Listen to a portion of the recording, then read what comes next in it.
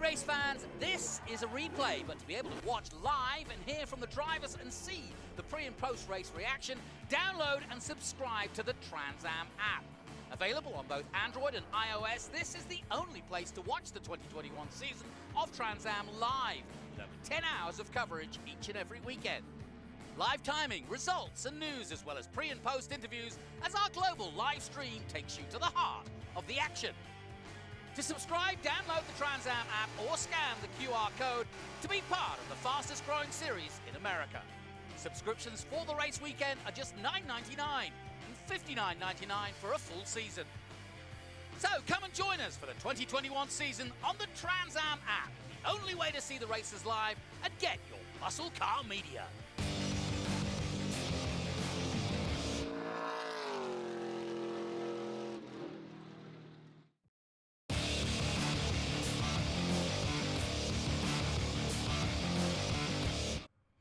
Hello and a warm welcome to Watkins Glen, a splendiferous day. Look down on the beautiful New York State circuit that is Watkins Glen, steeped in history that goes back to 1956. And in fact, they started racing here at Watkins Glen, not at this track, but on the streets of Watkins back in 1948. And we're here in 2021 for what should be a cracking start to the Trans Am weekend. All classes, all 5 classes represented, and that means that it's going to be strategy all the way for these guys, because there's a lot going on with so many cars out on track, and the championship is right in the middle of a fight to Kota, which is the final race of the year in November. A long way to go yet. We've got VIR. This is a doubleheader here this weekend, so they race today and they race tomorrow as well. And like I said, with all 5 classes, you've got TA, which is the big horsepower and muscle car of 850 brake horsepower. You've got our creme de la creme of TA2, the top guys in that, and then we've got XGT, SGT, and the GT class. So a lot of cars out on track at the same time, and with this very tough circuit to overtake on Watkins Glen, never easy. If you've seen NASCAR here or even Trans Am here, you'll know that it's not an easy place to pass. Looking high above from the drone, this is the last corner, turn 11. You're looking down on, and turn 10, they're just coming from right to left. And then in the middle of your shot is the paddock, and that includes all of both SVRA and Trans Am. The fans come here and they bring their RVs. It's if you like, it's a post-Labor Day party. The sun is still out, the beers are still cold, and it's one last hurrah before winter comes in here for New York State. And I just want to make a shout out for all the people out there who are very much aware that it is September 11th. And 20 years ago today, September 11th is celebrated, or at least looked down in memorial on what was a tragic day for the United States. And so everybody very much aware of that today. So just a mention to those very much thinking of that today. But this is our 33rd time here at the Glen. We started coming back here in 1968. Jerry Titus won that race back in 1968 in a Ford Mustang, and there's plenty of Ford Mustangs out there today. And it's the Camaro of Mike Skeen, though, in TA2 leading the way. Can Rafa Matos repeat the feat? He's in a Mustang, and he's the man most likely. And certainly Rafa on great form at the moment, and it's been a great battle. Rafa Matos from Brazil leads the championship at the moment from Mike Skeen, but it was Skeen who took the pole position, and that makes it a very interesting battle, as it was both at Nashville and throughout the season here at Misha Goikerberg, originally from Russia but now from Canada, and his BC Racing team also qualified well. Connor Mosack, the youngster. Jack Wood, another 21-year-old. Coming in here this weekend. We're looking to see what he can do. Now, talking of qualifying, let's take a look at what happened in qualifying to find out how Mike Skeen took that pole position.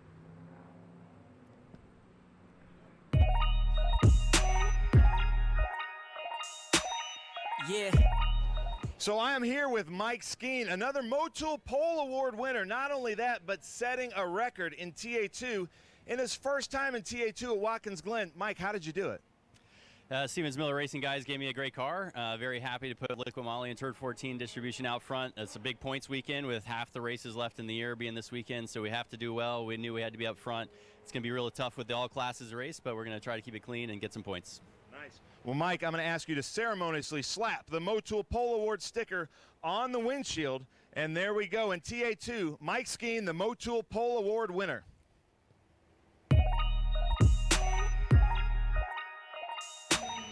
Here I am with the Motul Pole Award winner, Ernie Francis Jr., who actually, you know you're fast at a track here at Watkins Glen, broke his own record here in qualifying yesterday. Ernie, how'd you do it? Yeah, the car was on rails all weekend. We've been super fast, top of the timesheets every session out there. Been really happy with how this car's been driving. And in qualifying, we just decided to lay it down, had some stickers on the car, and everything worked out really good for us. Broke our track record from 2 years ago by a second, so can't be happier than that. The Future Star Racing Wings and Wheels Foundation Ford Mustang was quick, and looking to try and get a race win today, try and get another one tomorrow, and get back in the championship fight. Nice. I love it. Well, Ernie, please ceremoniously slap that Motul Pole Award sticker up there. And to beat your own record by a second, you've got Watkins Glen dialed in. So check out Ernie Francis Jr. in the TA race.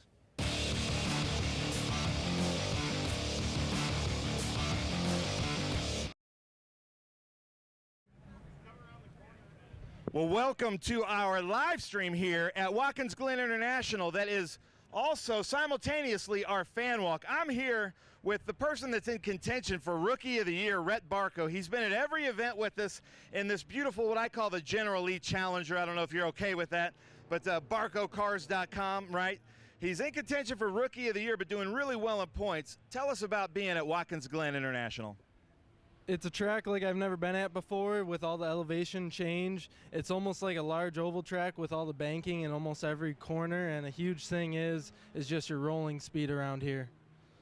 Nice. So when the green flag drops in this mixed group, we've got TA, TA2, XGT, and SGT. What's your strategy?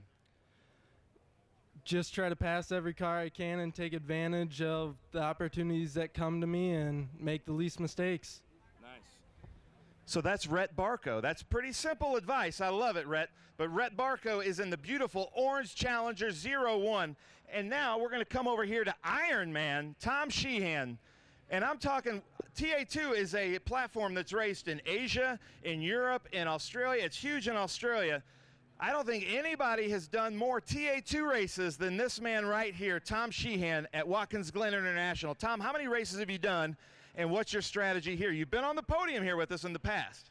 Yeah, Watkins Glen's great track, and I have no idea how many races that I've done.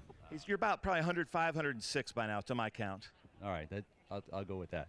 So yeah, Watkins Glen, I love the place. Kind of our home track, and we're usually pretty solid here. It's a nice day, beautiful day for racing. So we're looking for to move forward. Had some trouble.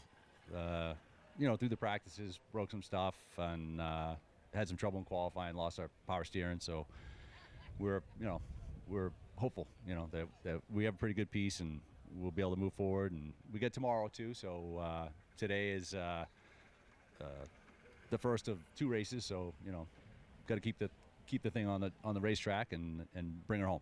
Nice, yeah. 2 races here this weekend, one today, one tomorrow, both mixed groups. Tom Sheehan. Does the Fu Manchu mustache, does that make you faster?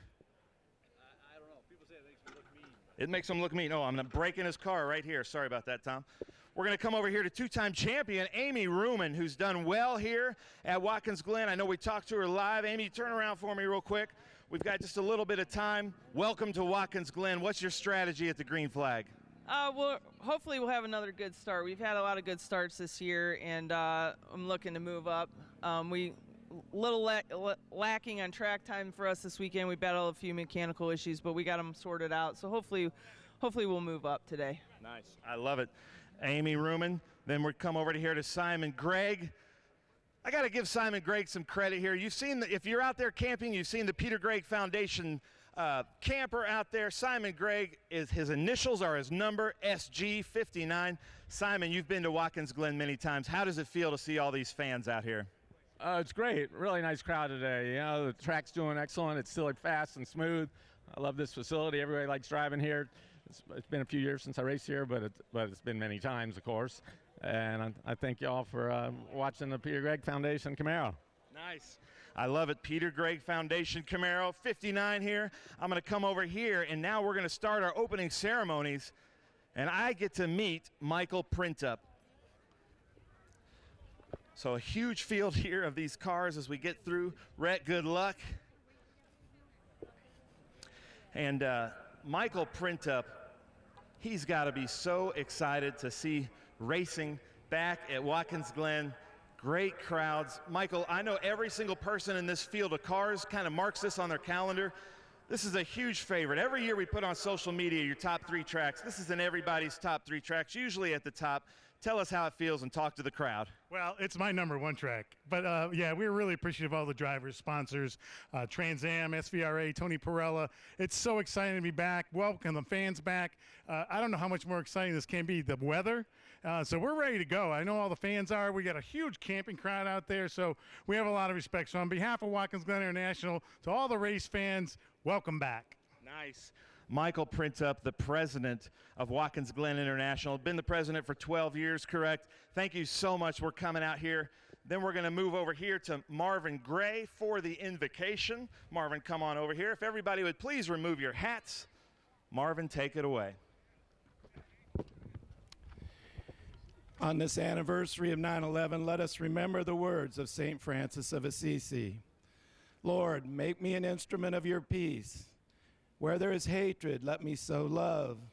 Where there is injury, pardon. Where there is doubt, faith. Where there is despair, hope. Where there is darkness, light. Where there is sadness, joy.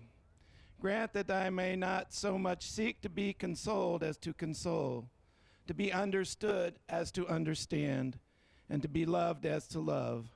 For it is in pardoning that we are pardoned, and it is dying to self that we are born to eternal life.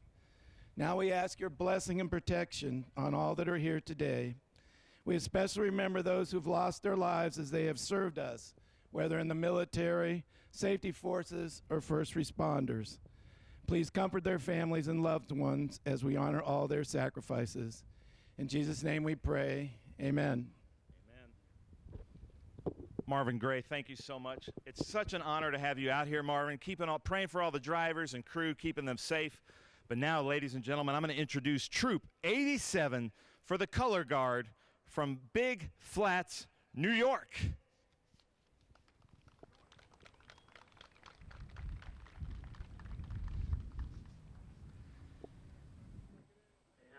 Ladies and gentlemen,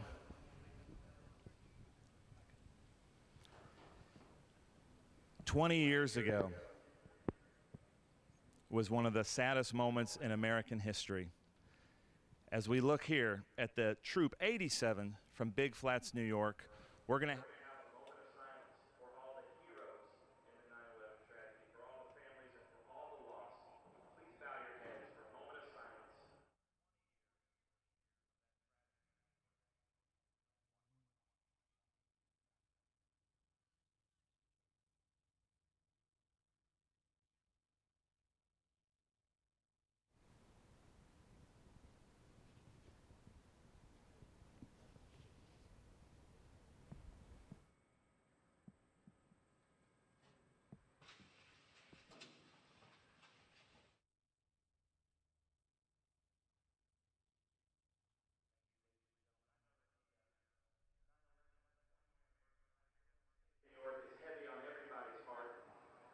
Now we are going to honor America with the national anthem.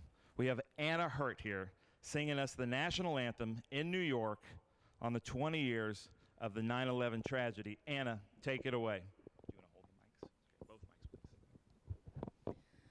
Oh, say, can you see by the dawn's early light what so proudly we hailed at the twilight's last gleaming, whose broad stripes and bright stars through the perilous fight o'er the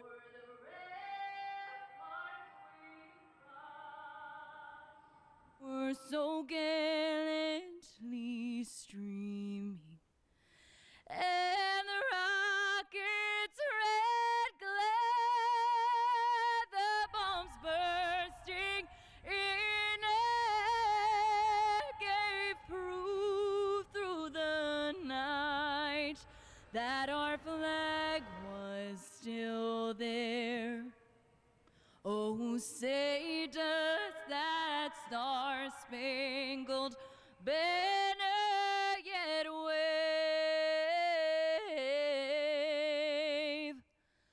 o'er the land of the free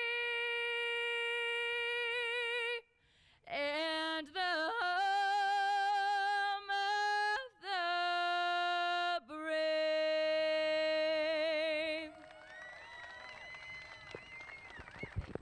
Unbelievable. Anna Hurt, ladies and gentlemen. I tell you what, beautiful voice, and that song just means so much more today on the 20-year anniversary. But now let me show you a little bit of what's happening. We've got all these cars, and this doesn't usually happen here. We've got TA, TA2, XGT, and SGT here with us at Watkins Glen International. We're doing 2 races this weekend, so the points championship is really close in almost every class, but it's going to mean so much more Sunday when we pack up these cars after we do these great podium celebrations here. The points system is gonna change dramatically, everybody in points, because Watkins Glen is a narrow track. It's a favorite track of everybody. Everybody kind of has their fastest parts. There's like 6 different sectors here that the drivers can tune in, and all the drivers are different. Braking zones are different. Some of these cars have traction control in the GT classes. The TA2 and the TA classes have a lot of horsepower, but no driver aids whatsoever. So Eric Joyner in that XGT Tool Porsche has some advantages in some parts of the track. And then the long straightaway parts of the track, the TA2 and the TA cars have advantages. So it's going to be quite crazy. I'm going to ask if Tony Perella, the president of Trans Am, will come over here with the driver's command as we look here at Maurice Hall's beautiful number 57. All right. And then, Tony, we're going to talk to you a little bit here live before we give the driver's command. So all of these cars, Watkins Glen, you started with SVRA. We've had historic Trans Am in this very spot. You've been a Trans Am, I think, was your first race here at Watkins Glen. Tell us that story. My dad took me here in 1969, which is a little scary that somebody this old still walking around. But I came here at 10 years old and saw Parnelli Jones and, you know, Penske and Mark Donohue, and it was just a thrill of a lifetime. And it really planted the seed as a fan. So I just get so excited when I see young kids in the stands here or in this fan walk taking in what I took in so many years ago. But it's a privilege to be at Watkins Glen. This is my home track. I live 25 miles up the lake, and the weather is perfect. The fans, you know, the embracing that we had last night with the community. It's about Trans Am here. And the historic side of this is obviously special. I race on that end, but it's also cool to see TA here. Nice. So the Trans Am series here back at Watkins Glen International as all the drivers come in here. If the fans, if you want to go back to your great vantage points, there's some unbelievable vantage points here. I'm going to talk a little bit here about this silver hair racing car, Maurice Hall, who was tied for Masters last year. Maurice Hall, one of the big supporters, one of the top teams here in Trans Am. If you don't mind, I'm going to reach the mic in there. Tell everybody what they can expect from a mixed class race today. Tremendous excitement. What's that? Tremendous excitement. Tremendous excitement. That is true. So when the green flag drops, Maurice, what's your goal? To try to stay out of trouble, because there's going to be a bunch of it happening. Nice. He's going to try to stay out of trouble because there's going to be a bunch of it happening. Bruce Raymond right here with Raymond's Auto and Truck Repair from Illinois. He is a SVRA Group 10 champion twice in a row. He's running here in that Trans Am Pro-Am series, looking to run all year next year. But I've got to point something out, Tony. You got to look at this right here. I'm sorry, I'm running you around. See these snake eyes on this Mustang? He brought that, I can't remember where, maybe Mid-Ohio for the first time, but we're going to talk to the lady. So it wasn't your idea, these snake eyes on this Mustang? Maybe. Maybe. She's too shy to talk on camera. But I love that. These are family affairs with the crews and the family, the wives, everything. It's really fun. And then, like I was saying here with the XGT, talking to Eric Joyner here. Good Boy Bob Coffee Roasters providing coffee to everybody here in the paddock. Now, the XGT class, he's got some of those driver aids that we were talking about. There's going to be some parts of the track where he's a little bit faster than the other cars. There's going to be parts where he's a little bit slower on the straightaways. He's going to try to keep it together, but he's got Justin Oaks right behind him in this SGT Corvette. Justin Oaks did really well with us in Nashville in TA2, I think top 6 just a couple of times ago, just a couple of weeks ago, sorry. And now we come back to Troop 87, Big Flats, New York, for the most famous words in motorsports. Are you guys ready for this? Where's my grid marshal, Eric? Are we ready for this? All right, Troop 87, take it away. Drivers, start your engines! Nice, I love it. Good stuff. All right, so we're going to send that back. Jonathan, we're starting here at the grid. Jonathan, I'm going to send it back to you, buddy.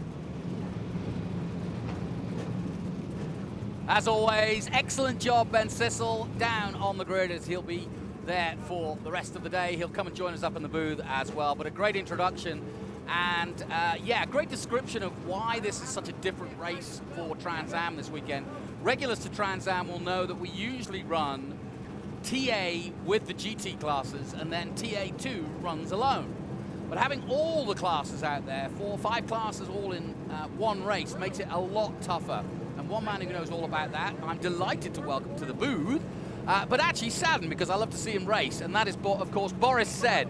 Boris was supposed to take part in this race and has qualified 5th, I think, in TA. But sadly, we won't see the Dodge Racing Techniques Dodge Challenger out there today because it's got a problem. Boris, what's happened first of all? Yeah, unfortunately, I don't like sitting here either, but I wish I was out there. But yeah, unfortunately, the prototype Techniques Dodge had a water leak after qualifying, and we have a crack in the block. So oh gosh, they're changing the motor now. So instead, you know, we're going to Poncho Weaver's working hard on it, and we'll just start from the back tomorrow and hopefully get near the front. I've heard a lot of good opinions from a lot of great drivers that have been here over the weekend, and as you know, the festival was last night. What does this circuit mean to you? I mean, this track is kind of my home track. It feels like I have so much history here. This is where the set head started. This is where my kind of NASCAR career got kicked off, and I just love the circuit. In any kind of car you drive, I mean, especially a Trans Am car, you can be so aggressive. There's so much grip. There's no real tire wear like some tracks, and it's just a driver's track. And would you agree, given that we've got all classes out here, it's a tough race because there are varying speeds. I mean, when I look at the pole position time of TA, of Ernie Francis Jr., 144.1, and then Skeen, who's in TA2, 149.7. So those TA guys are going to be dealing with traffic. It's going to be something different for them. You know, they're not used to having slower cars, and I've been racing multi-class racing my whole career, so you know, you really have to know, you know, risk versus reward. Yeah. When to make that pass, when to let the guy get through the corner and pass him on the straightaway. So really patience is going to be the main game for the TA1 cars, you know, weaving their way through the slower traffic. And you'll see a big difference in drivers, and it could mean magic or tragic, depending on who you are. Yeah, very true. It's funny, I talked to Adam Andretti, who's just coming out of the pits now, and I said, you know, where should I look for some overtakes? And he goes, you know what? The way this track flows, he said, here we are on board with Andretti now, but the way this track flows, it's like Nashville. There really, you know, there's only one line, and there's not a lot of places to overtake. Would you concur with that? I would say he's dead wrong there. Okay. I mean, this track, there's a lot of places to pass. I mean, he stands corrected. Number one, I mean, if you get off the last turn, turn one's a great place to pass. If you can get up through the S's and be in the gas more than the guy in front of you, you're going to pass into the bus stop. And then there's always the toe of the boot. It's a great passing spot. So there's 4 or 5 really good passing spots here. If somebody's slower than you, you're going by. If not, you just need to man up and drive it in deeper. Yes, but Jonathan, let's talk here. I made a video of, I think, the 1996 Trans Am race here at Watkins Glen, and this is coming from a guy that says passing zones are anywhere, because he and Dorsey Schrader, I think they made contact with each other like 9 times in one lap. So anywhere is a passing zone if you don't mind moving the person out of the way. You know, it's funny you mentioned that race, because whenever I see Dorsey, when that race was happening, I thought, man, we're either going to be fighting or laughing after. And we must have hit each other about 30 times that race. And it was the most fun I've ever had in a race car with Dorsey. And when we were done, I was like, I wonder if he's mad. He came over laughing, and we were both laughing about it. And 30 years later, we both remember that as one of our favorite times in a race car. It's crazy talking to drivers because usually they always talk about their favorite races or races they won. But if that's both of your favorites, where did you finish in that race? I actually finished third because Dorsey beat me fair and square, but then I had to give the points to Tommy because he needed them. So we can talk about team orders now, right? I pulled over in the last turn. Yeah. But this track, I mean, for anyone to say it's hard to pass on, this track is fantastic to pass on. Now you see they're not taking the boot for the formation lap. They will race the full circuit here, which is great news for us because it gives us the full glory of what is Watkins Glen. And all classes, Ben, I thought you explained it well. And I was just talking to Boris before you came in about the fact that, you've got to be patient if you're a TA car because you're faster, but that doesn't mean it, like he says, it could be magic or tragic. One of the two. And I think, by the way, just a shout out to Ernie Francis Jr. No distractions from SRX or Formula FR this year or this weekend. So he's out and out racing for the championship. He's third at the moment in the championship. And believe it or not, he passes another record today. His 50th pole position in Trans Am. Pretty impressive. In the TA class alone. It is impressive, but I've seen some really impressive things by my hero here sitting to my left with just kind of coming in. Here's the problem with Boris. He's all in on the season, and then Pancho sells his car. They build a beautiful car. He's all in. He's about to race, and then sure enough, he's like, Boris, can't come to VIR. I just sold your car. Then he's got to wait for Pancho to build another car out of his basement so that Boris can come back and win with us. Well, Pancho's the ultimate underdog. I mean, he comes here with, we have a lot less resources than anybody, a lot less money. We're always looking for a sponsor, but one thing about Pancho, he's one of the best fabricators I've seen in my 35 years of racing. He builds a fantastic car, and what we do with limited funds against all these guys that are spending big money is pretty impressive. And he's been involved in the Gen 2 car for NASCAR as well, right? Yeah, he was the original guy, welding up the first few steel bars of that car, and ultimately, was responsible for the final product. Couple of guys to keep an eye on today. Misha Goykeberg, the Russian-turned-Canadian, racing for BC race cars in the Chevrolet Camaro. Ken Thwaites, obviously, racing in his first season. We'll be on board with him. We've got onboards with Andretti as well. But we've got a new kid, too. Jack Wood, just 21 years of age, from Statesville, North Carolina, in the M1 race car Chevrolet Camaro. Racing currently in the Truck Series in NASCAR, but another guy on the way up. So just a couple of shout-outs to them. Anybody you want to pick out? Well, Jack Wood's a great call there. He was with us in Brainerd, but had some kind of an unfortunate incident, but it was really fast. And these guys coming through the Legacy camp from NASCAR are really good. Important day for Dyson. He wants a win in the number 20 Altwell car as they come onto the main grid again. Alongside him is the pole man, and that, of course, Ernie Francis Jr. There's the green flag. We're racing here at Watkins Glen in 2021. Is that 4 wide right now? Almost 4 wide, yeah, absolutely. But it is Ernie Francis Jr. squeezing through, and into second place goes Chris Dyson, and that's the TA class leading away. Dyson already trying to hound down Ernie Francis Jr. as they go through their gears here at Watkins Glen for the first time. It's a long race, this, and Boris, I think you said it right. You've got to pace yourself. 100 miles is not a sprint, but it is a sprint race. Yeah, I mean, right now the car's real heavy. On these big TA cars, you got to watch the rear tires and not spin the tires. So to bring them up to temperature slow will pay big dividends at the end. Yeah, that's Guy Smith there in that La Vida car over Oscar Turan. That was a crazy first turn. Now we're looking at the TA2 field come around. That's Scott Borchetta there getting by Milton Grant in the TA car. And Keith Prochuk in the number 9 HP Tuners, as now they're going to come down into the boot, Jonathan. Yeah, into the boot for the first time. We're on board with the 59, Simon Gregg, who we spoke to on the grid with Ben. But it's a great view here going through the bottom half of the circuit. And as they come out of here, 2 very fast corners to come to finish off the lap.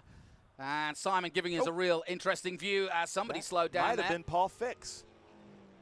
It Let's looked hope. like the Paul Fix Stop Flex logo on the side of that Ave Yeah, Corvette. somebody's slowing out the exit of the boot. But already the 2 TA cars pulling away at the front, and at the moment a good gap between Ernie Francis Jr. and Chris Dyson. Lots of fighting going on. Here come the 3-dimensional services cars, all 3 of them involved in the battle. Rafa Matos obviously leading the championship. And I think we're going to get, you think it's going to be a full course yellow? Yeah, I think they have to retrieve the car that broke down at Paul Fix.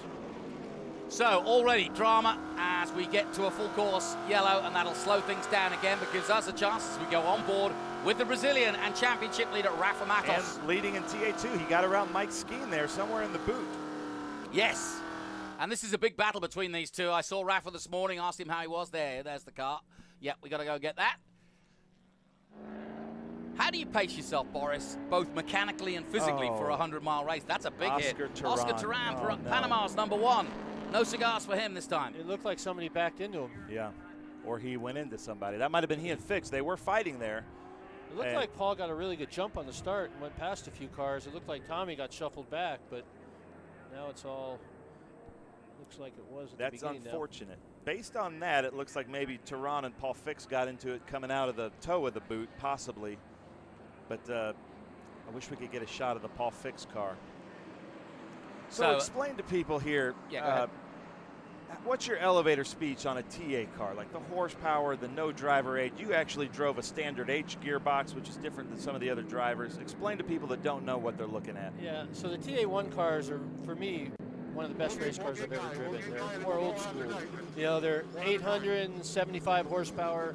I have a gated regular 4-speed shifter, no ABS, no traction control, so it's a real proper racing chassis with a lot of grip. So it's a fun car to drive. Most of the cars in the field have a 5-speed sequential gearbox with an automatic downshift flipper, so they can just push forward to downshift and pull back to upshift, no lifting.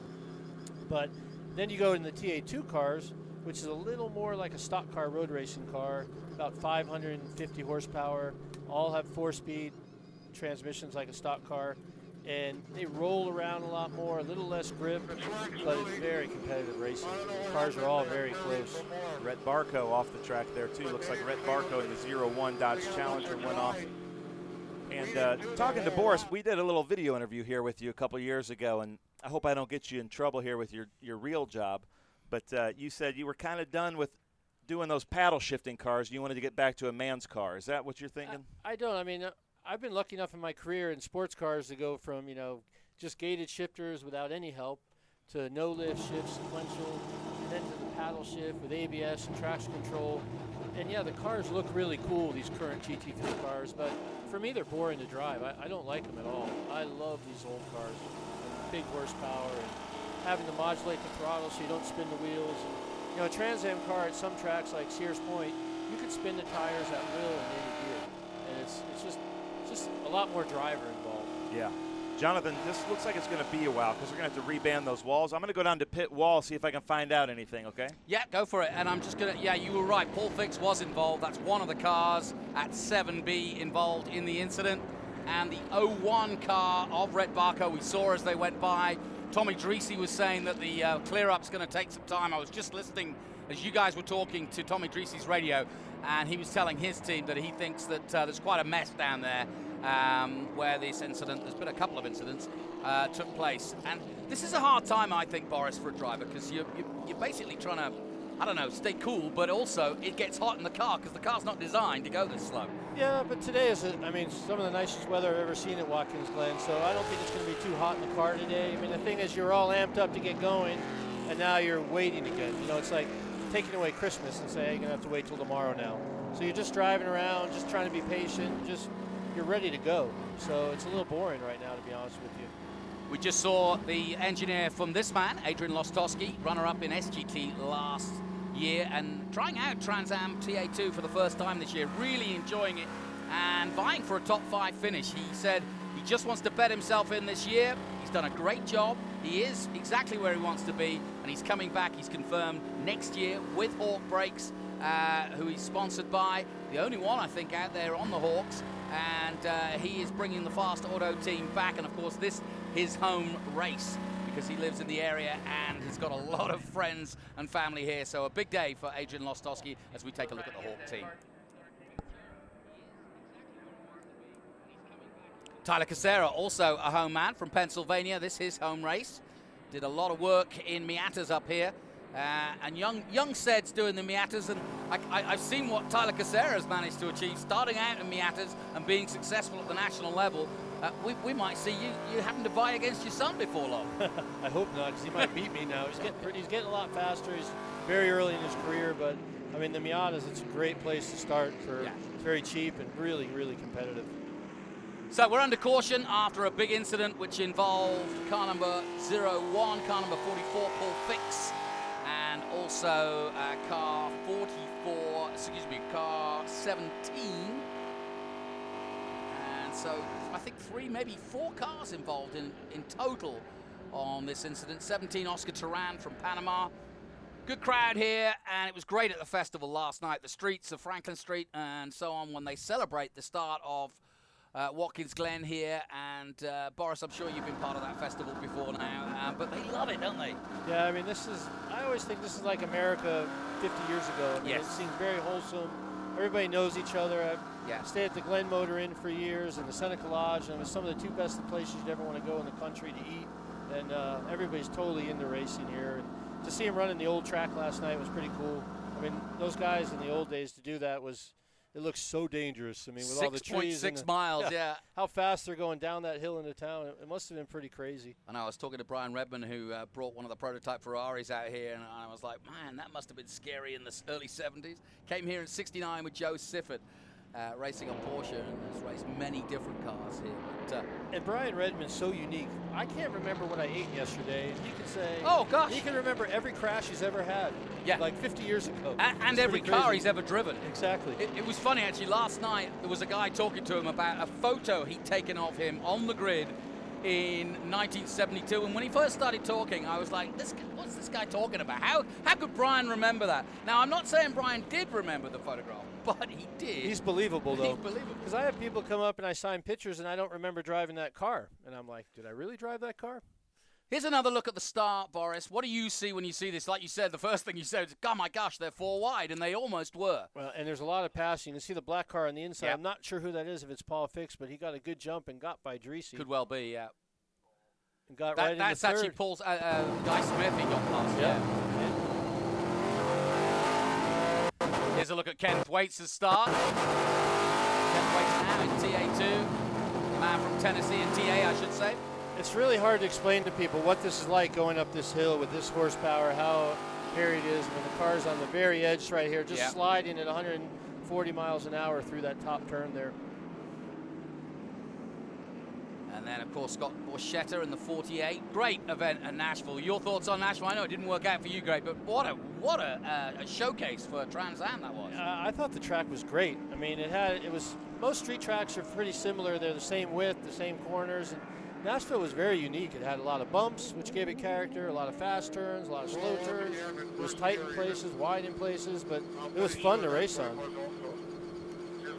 Well, as we listen in on Tommy Dreesy, let's also now go down to the pits and join Ben Sissel. He's down with the Breathless Racing team.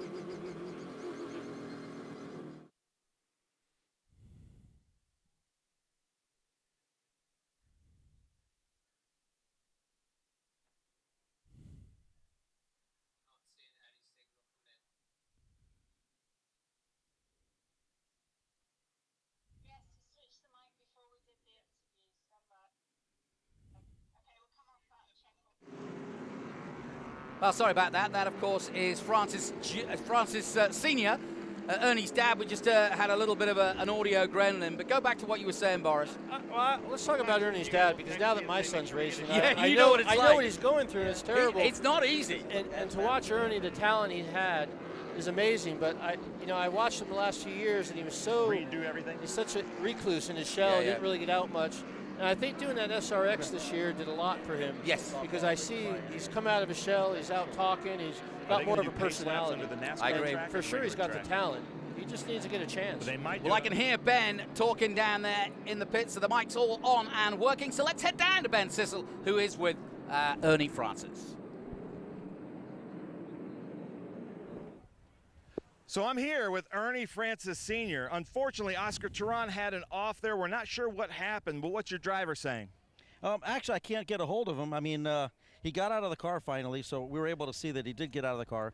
Luckily, we have Junior on the track, so he was able to see the car and kind of look at it and say that it wasn't too bad. And he saw Oscar moving around, so everything seems okay. I don't know what happened. It was hard to see. We're here looking at the live stream and trying to catch as much as we can. And if we just turn our eye for a second to look at the cars on the track, we miss what happened on there. But I think I don't see Paul Fix on the track, so I think both of them got together, and hopefully they're both okay. And that's the first thing, is that they're both okay. It's good race strategy out there to have one of your mechanics and builders also in another race car actually leading the race that can spot what's going on with the damage. Do you think now that we have a race tomorrow, you think you guys are going to have to pull an all-nighter? I'm not sure, because I don't know if he's racing for tomorrow, because he's racing the Pro-Am circuit, and this is his race for the Pro-Am circuit. It's not for tomorrow, so I think this was the one that's going to count. But I think he's still leading the championship. Well, it's about to get loud, ladies and gentlemen. Ernie, thanks for the insight. Thank you, Ben. Thank you, Ernie. And as you can see, the safety car still out on track at the moment, being led. Ernie Francis Jr. leading in TA ahead of Chris Dyson. Guy Smith brought in this weekend. Guy Smith, of course, the former Le Mans and IMSA champion, and quite a hell of a good peddler from Great Britain. I've known his career for many years.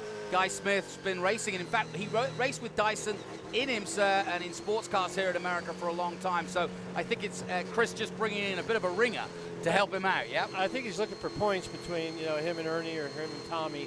But I mean, he's a really good sports car driver, but he's used to racing high downforce prototype cars, which don't have much movement to them. So it's quite a bit different than this. So the guy's got a big learning curve, and he's done pretty good at it. It's only his second race, I think. Yeah, I remember at Lime Rock he brought Andy Lally in, and we all know how good he is.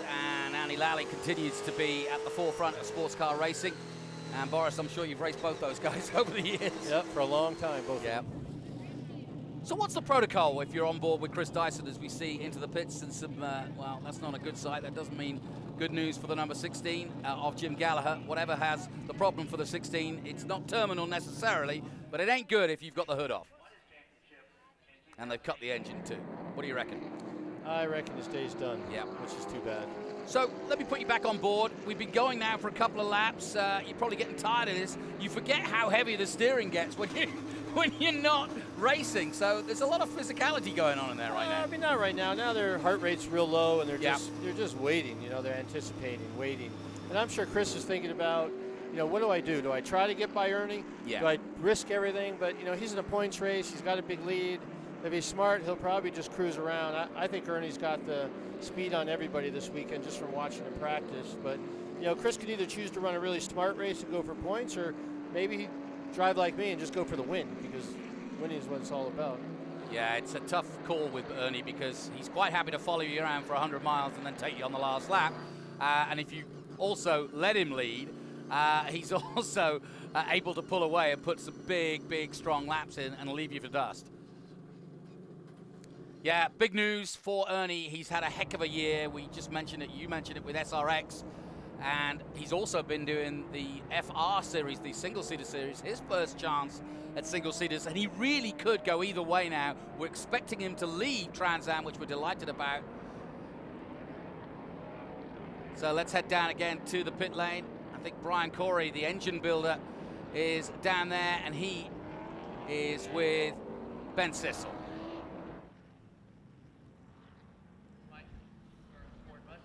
So as you could see, the Jim Gallagher car, the number 16 car, Madison, had to come in.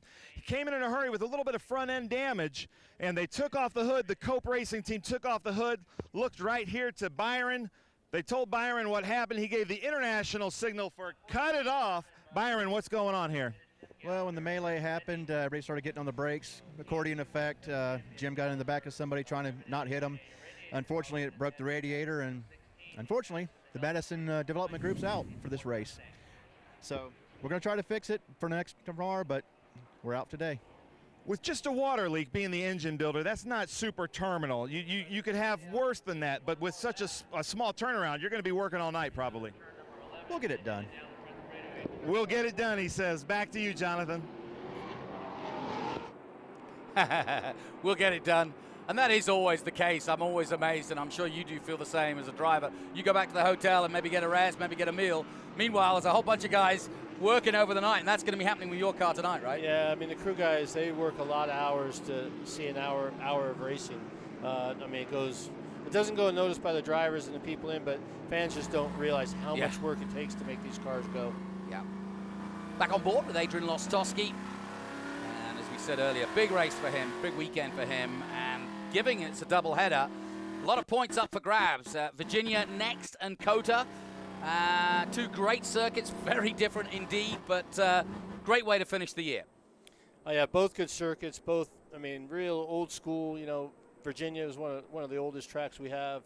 And then you go to COTA, which is a new Formula One track where you can be so aggressive and there isn't really any penalty for it. There aren't any walls to hit.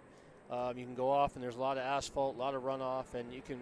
It shows for some good racing there. A lot of places to pass there too. All right, well, Ben's busy, and as we get ready for the restart, let's hear from Jim Gallagher, who, of course, was in that number 16 car with Ben. Madison. So I'm here with Jim Gallagher, unfortunately in the pits, one of my favorite drivers in the TA2 series. What happened out there, Jim? It was racy out there when we were going into 6, and I was trying to pass Rhett on the inside, and we just got tangled up, and unfortunately we're both out of the race. So not great, but there's tomorrow. All right, well, that's Jim Gallagher. He says not great, but there's tomorrow, so there's hope. Back to you, Jonathan.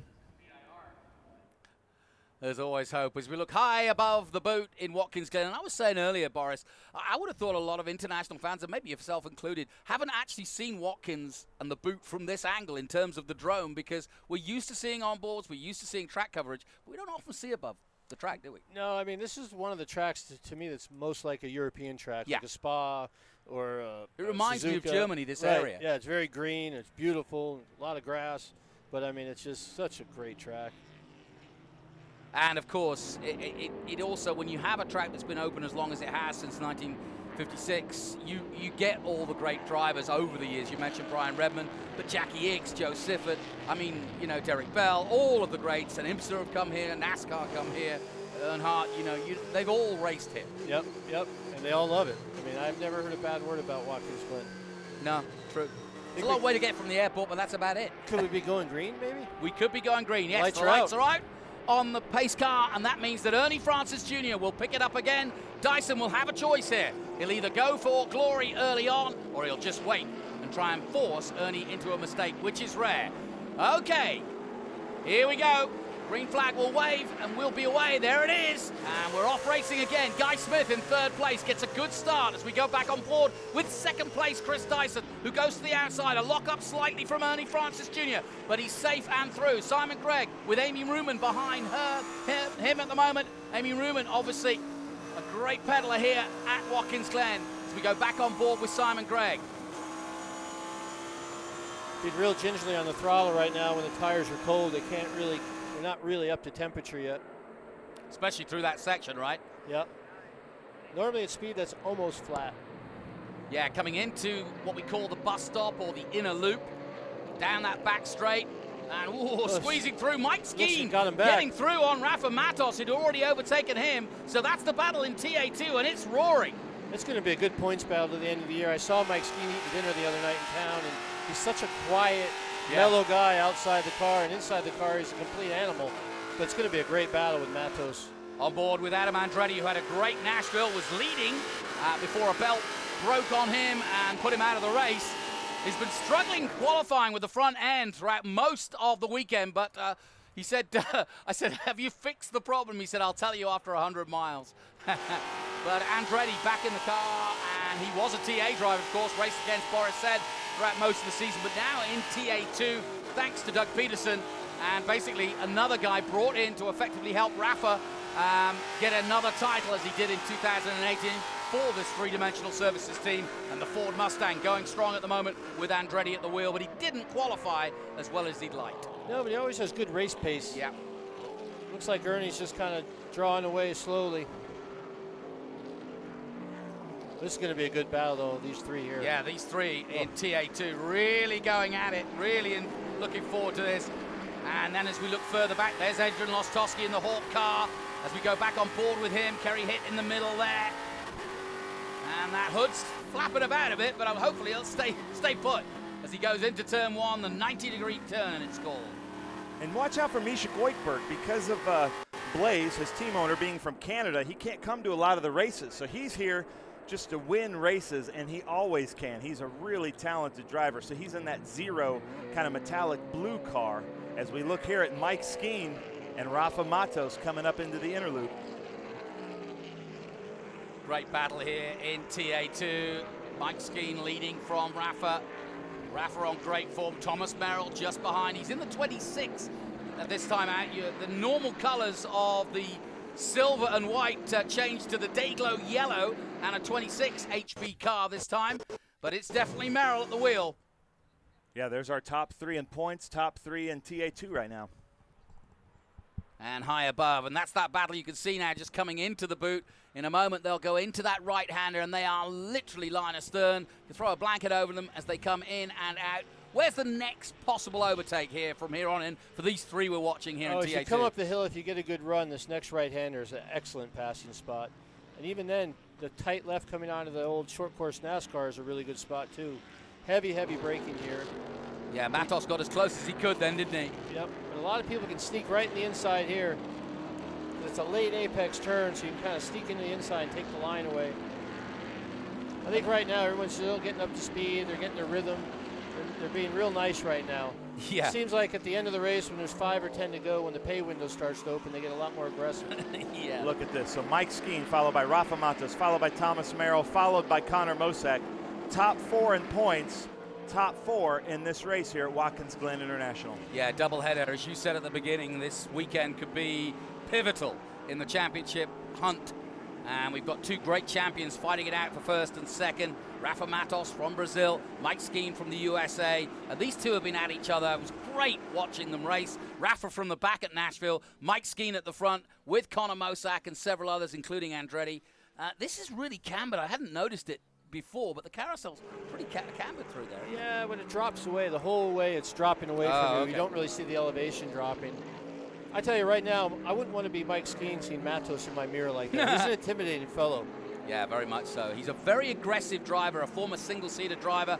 He was a Indy Lights rookie at one point, but he also did stock cars in Brazil. We were talking about that this weekend. And he gets a big following in Brazil because they know their stock car racing because they have their own mini NASCAR series in Brazil. Look at this, Adrien Lostofsky from New York. Adam Andretti got past him. Oh, gets swirly. Oh, no. Well, we were on board. Fantastic direction there by our director to be on board when Lostofsky lost it.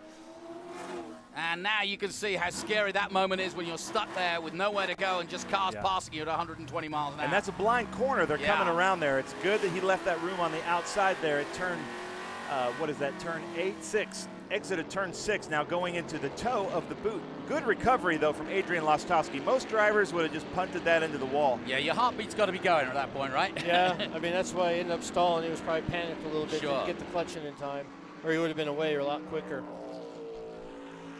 So Skeen got a little bit of breathing air between third place Merrill, Mosak catching up with him, Goikerberg's there, and we've got some great racing. Good start from Borchetta as well. Procek's up there, Peterson, Andretti. Here's Eric Joyner in that beautiful Porsche. He, of course, racing in XGT and has had several wins in XGT. He was the pole man for the Manhattan Beach car, the Good Boy Bob Coffee Roaster. I've got to give him a mention. They gave me a coffee earlier in the weekend, and it's darn good. Back with Lostofsky. What are you seeing here, Boris? Well, I see he's pulling out, trying to make him a little bit nervous, like he's going to go for the pass, but he's not close enough right now. Damage. He hit the wall. Yeah, he's done well to recover, and he's got lucky because the car doesn't look as though it's driving too bad. Yeah, I don't think that'll hurt him too much. It looks like it's straight. The wing is still on there. If that wing was any different, there might be a problem. See, he made a mistake with his timing there. He had a lift at the wrong spot. If he would have backed off a little sooner and got a better run up the hill, he would have passed him a lot easier down the straightaway. Okay. So they were coming around turn 6 there. He was right behind Adam Andretti. Did he get caught up in a wash? Does that exist at that kind of speed? No, the only place you're really going to get that here is coming up the hill out of 3 and 4 up through the S's. You'll get a lot of understeer right behind the car, but not so much down here. So that's a battle between Kurt Vogt, the president of the Shelby Club of America, getting passed there by Adrien Lostofsky. Kurt Vogt from Connecticut considers Watkins Glen to be one of his home tracks, one of his favorite tracks, and that number 23 Cobra Automotive Ford Mustang. Yeah, this track, Lime Rock, and of course Mosport, has been a great battle for Canadians and Americans over the years. Coming over the border, we're so close to Canada, and we've got a good representation once again from Canada this weekend. Matos is in the lead now. But yeah, somehow there's been a change. Matos has got past Skeen again. And drawing away. So maybe Mike's made a mistake, but there doesn't look to be any damage to that car. So I wonder if we'll get a replay. I think Merrill right now is probably buying his time, saying I'm going to be real nice to my tires, not sliding them around, save everything for the end. He's banking on a yellow coming out and having a little more car than those two guys racing really hard for the lead. Well, Matos did do his fastest lap last time out of a 153.068. Merrill and Mike Skeen are tacticians, and they might be playing a little bit of chess here. I'd be real surprised if we don't get another yellow and a restart, but here we are on board with Tommy Dreese. Is he saying anything? Yeah, he's been talking a little bit to the engineers on the safety, but no, he's quiet at the moment. What did you say? Tommy Dreese quiet? Yeah, for the moment. He's never quiet. Notice I said for the moment. He's never quiet. He is. So as we're on board, show us what he's looking at and what you're seeing. Well, right now, I mean, it's hard to see the elevation change coming out of the toe of the boot, but it's really hard to get the power down in first gear down in there. But he's just trying to get a good run off and get over the top of the hill and carry all the speed he can. Yep, so there's Adrien Lostofsky's team. I think they're looking at the live stream, assessing, do we the bring him in? Do we try to hammer that out? What's he feeling? But right now it seems like he's doing pretty well as he comes out of this inner loop into this really tough carousel. These and cars that's where you are need like the downforce. tanks. He's not coming in. He's not coming in. That might take a little downforce up through the S's, you might notice. But I think on the rest of the track, he's fine. Yeah, and the speed he's going, it would be a tragedy to bring him in, unless there is either a red flag or a safety car that gives you a chance to at least check it over. But I say this as a large Boris said fan, but you're a terrible analyst because nobody else drives like you, man. You are an animal out there. He's the perfect and analyst. you're not conservative at all. I think anybody else but you might come in on that. No. You think it's good? There's no tire smoke. I mean, I think that's really what they're watching for. A tire rub where you might blow a tire out. Yeah. That's the only danger with that bodywork. And are they looking at the wing and making sure that structure's good? And then after Exactly. that, it's like, yeah, you might have a little bit of drag problem, but other than that, the car's structural. Go and get them. Exactly. First look at Tommy Dreese, and he certainly let his racing do the talking this year because, yes, he does talk the talk, but he was also walking the walk this year. He's had a great season, has Tommy. We've been lucky to listen in on his radio, and he's very vociferous, as Boris says. He's always got something to say, and usually it's fairly animated. But so far, so good for Tommy. And he's in a big battle also. Just to give you a bit of an update, Tommy Dreese and Chris Dyson have been going head-to-head in TA all season. And usually this man, Ernie Francis Jr., is the man they're chasing. But because he's had so many different distractions and racing in different championships, he's had to come in and start at the back. In some races, like Raymond, he's come through. Now we've had another big off. It looks as though one of the silver hair cars has gone off. Doug Winston and Maurice Hall. Maurice Hall, yeah. That looks like turn 1 here. Yeah. Not too bad. That's the 57 Maurice Hall staying in my hotel. But he's lost damaged the door. that car. Kerry hit. In the beginning, Maurice called there's going to be a lot of carnage, and I'm going to avoid it, but unfortunately he missed it. And that looks like after the uphill S's, he's facing the wrong way, so he must have hit the wall and come across it. Kerry hit there in that Cadillac. So, more drama here at Watkins Glen. We have a doubleheader Trans Am here at the Glen this weekend as we go back on board with Chris Dyson as they slow it all down again. Ernie Francis Jr. continues to lead the race and the TA class. He seemed like he was in pretty control. He had a 4-second lead. Seemed like he was just pacing himself at the time. I don't know if Chris is just going for points or just biding his time, waiting for another yellow, like they were probably gambling on it. Well, he's made the effort. He's brought Guy Smith in. It's made it an important weekend for him. He's effectively, this is another home race. Obviously, he hails from Lime Rock. That's his actual home race. But Watkins Glen is another place he wants to shine. And he doesn't want to give Ernie Francis Jr. a win here, because Ernie's, third in the championship at the moment, and it won't take long for the tail of the Breathless team to start getting excited, because third in the championship, 157 versus 181 to Dreesy in second, Dyson on 201. So we really do have a good three-way battle at the moment for TA. Let me add to some drama here. So we're looking at Kerry hit there just outside of the, just past the uphill S's. He must have hit the wall and gotten around or spun around because he's facing the wrong way. But I'm hearing from safety that we've got another car off possibly at 7, and then there's a car blocking pit entry. Oh, wow. So it's a double yellow, but there's a car possibly blocking pit entry under the bridge at pit in. Unbelievable. But let me brag on my buddy here, Boris said, because like I said, I grew up watching you. So he was always a Trans Am legend, road racing. And when NASCAR started doing things like Sonoma and Watkins Glen, they started bringing in these road race ringers, for those of you that don't know. And you got called, I think, I heard it on a podcast by Dale Sr. and Dale Jr. to take them out to Sonoma and teach them how to road race. Explain that, how that happened. Well, I got a call actually from a guy named Ty Norris, who was the manager for DEI. But it really started before that. You know, I got a call once from Eddie Wood from the Wood Brothers Racing, and he called and said, "Hey, Boris, you want to go teach Elliott Sadler how to road race at Sears Point?" And I said, "Well, I'm not really a teacher. I don't know anything about that. I just don't do that." I go, "What are you thinking?" He goes, "Well, I'm going to bring 2 cars out there." You know, he's a real Southern guy, real nice guy. And I was thinking doing lead follow. I go, "You mean like I get to drive a car for 2 days?" He goes, "Yeah." I go, "Yeah, I'll do it." Yeah. And so I didn't really know what to expect, and I went out there, and it's the first real NASCAR guys I knew, and I worked with Elliott for 2 days, nicest guy in the world, and the team, everything. And at the end of 2 days, he asked me, he goes, "Well, how much do I owe you?" And I said, "Well, you paid my expenses. We're good. It's a favor. I had a great time." And he said, no, I got to pay. I said, no, really, it's okay. And like 2 weeks later, I got one of the biggest checks I ever got in racing. Came to my thing. And at that time, it meant a lot to me. And I'm like, holy smokes. Coming from a guy who won a lot of races. Right, yeah. right. In sports cars. I go, these NASCAR guys pay really good. But not only that, he must have went into the paddock and told everybody, and then my phone started ringing. And, I went and taught Dale Jr. And when I went to teach Dale Jr., it's like you have this preconceived notion about somebody.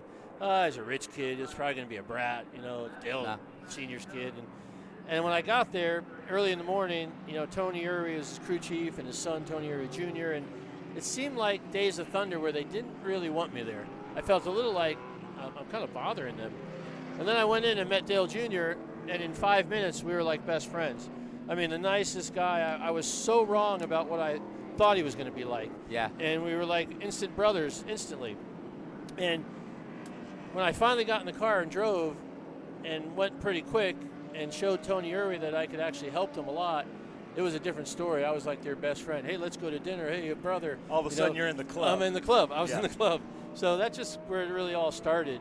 And I enjoyed it, working with all the different teams and teaching all the different drivers. And it's been a lot of fun. And you were called in to be the ringer at Watkins Glen several times in NASCAR. Yeah, the first time was in 1998 when Jimmy Spencer had a concussion the week before at Indy, and they brought me in, and Travis Carter, and qualified 5th in the Winston car, in the Winston Cup Series. So it was pretty cool. And I raced every year after that. So it was a big part of my career and a lot of fun. And then you reinvent yourself. You have another career. We talked about this. We did the E-Series thing a year and a half ago. And during COVID, you have a huge shop. You can tell everybody about that, but you were able to keep all your employees on board the whole time, and I know that had to be a big stress. Impressive. Yeah, in our car dealership, I have 200 employees, and we didn't lay off one person during COVID, even though, for an example, we get 75, 80 appointments a day in service. When COVID hit, we were getting 5 or 8. So it was pretty much a ghost town for a while, and it was tough, but, I think it made us all stronger going through it as a team, and it was really neat. And then K1, our go-karting, pretty exciting. About a year ago, we were going to start our outdoor track when COVID hit. We put it on the back burner, but 3 weeks ago, we started our first outdoor track. It's going to be a full FIA, CIK certified track, and it's going to be probably the nicest outdoor go-kart facility in the world. And I'm really excited about that. Where is this? It's in California, just north of Murrieta and Menifee. And that could run world-class events there. We're going to run world-class events. Right. I had just just the other day here, I'm getting a call from Switzerland, and it's the head of the FIA that, hey, I saw your press release on your track. And so they're coming out to look at it. Great. And it's really exciting because it's going to be a really cool place. So you're saying that Trans Am fans can come buy a car from you at your dealership and then drive that new car and run some go-karts with you and your sons. Exactly. And, like K1 Speed, we've had that running since 2003. We have 38 tracks around the country now, indoor. And that really makes it can take a complete civilian and kind of give them the racing experience, right? But now we have a place to move them from that to get a lot more serious in an outdoor car, with a gas engine, or we have these really fast electric cars that are faster than any shifter cart, actually. So it's going to be like just a stepping stone to get closer to get into something like Trans Am or a Miata or just typical SCCA racing. And where's your dealership? It's in Murrieta, California. And when are we going to see Boris Said the fourth in a race car? Well, he actually started his racing career this year. He's done 6 SCCA Nationals, and we're about to go to the runoffs in 2 weeks, trailer out there and go through that whole thing. There's 98 cars entered in the Miata class out there, so that's going to be completely crazy. Is that the most scared you'll ever be in a race car? Yes. Just watching your son race? Now I know what I put my mother through, because I'm such a nervous wreck when he's running, because I know not so much that he could get hurt, but it's on your mind, but it's more the failure, the accident you can get into. I mean, I've crashed as many cars as anybody in the world, and sometimes it's not out of your control, so you're hoping for success, but you know how hard it is to find it. So I'm a nervous wreck, but we have a blast doing it together. Yeah, we did a piece with you earlier in the year, and it was great to see you guys together. And he is a chip off the old block. There's no question about it. Same hairdo. Same hairdo. Yeah. But I noticed that Boris was very reticent to start jumping in there and do the fatherly thing, because you don't want to overdo it, do you? No, I don't. And I mean, I never pushed him towards it. And I'd bring him to K1 Speed when it was closed, when they were little kids, and he was good at it, but it didn't seem like he loved it, didn't want to do it, so I didn't push him at all. Good. And then, 2 years ago, he goes, I want to try outdoor go-karting, and we tried it, and he loved it, so now, I'm all in. I love it. All in like a pageant mom, or just all in and letting him do his thing? It's I feel sorry for him sometimes, because people think he's my son, he's got to be this phenom, and they keep asking me, is he the guy? And I'm like, well, right now he's 6 races in, he's doing pretty good, but he's not the guy yet. Yeah. But, we're having fun, and we're just being real mellow with it, and, school still is the most important thing. That's college next year, but it's a really fun hobby. I mean, I have a lot more fun doing that than going to a pageant, I would think. Yeah. And, we work on the car together, and that's a lot of fun, and, SCCA is such a great proving ground for that. It's interesting. You mentioned, that sort of pressure on a youngster. You mentioned Dale Earnhardt Jr. It really is hard when you're following in the footsteps of a father that, that succeeded in racing, because everybody does presume. Yeah, and I'm seeing all these kids. I mean, you look at Chase Elliott. Yeah.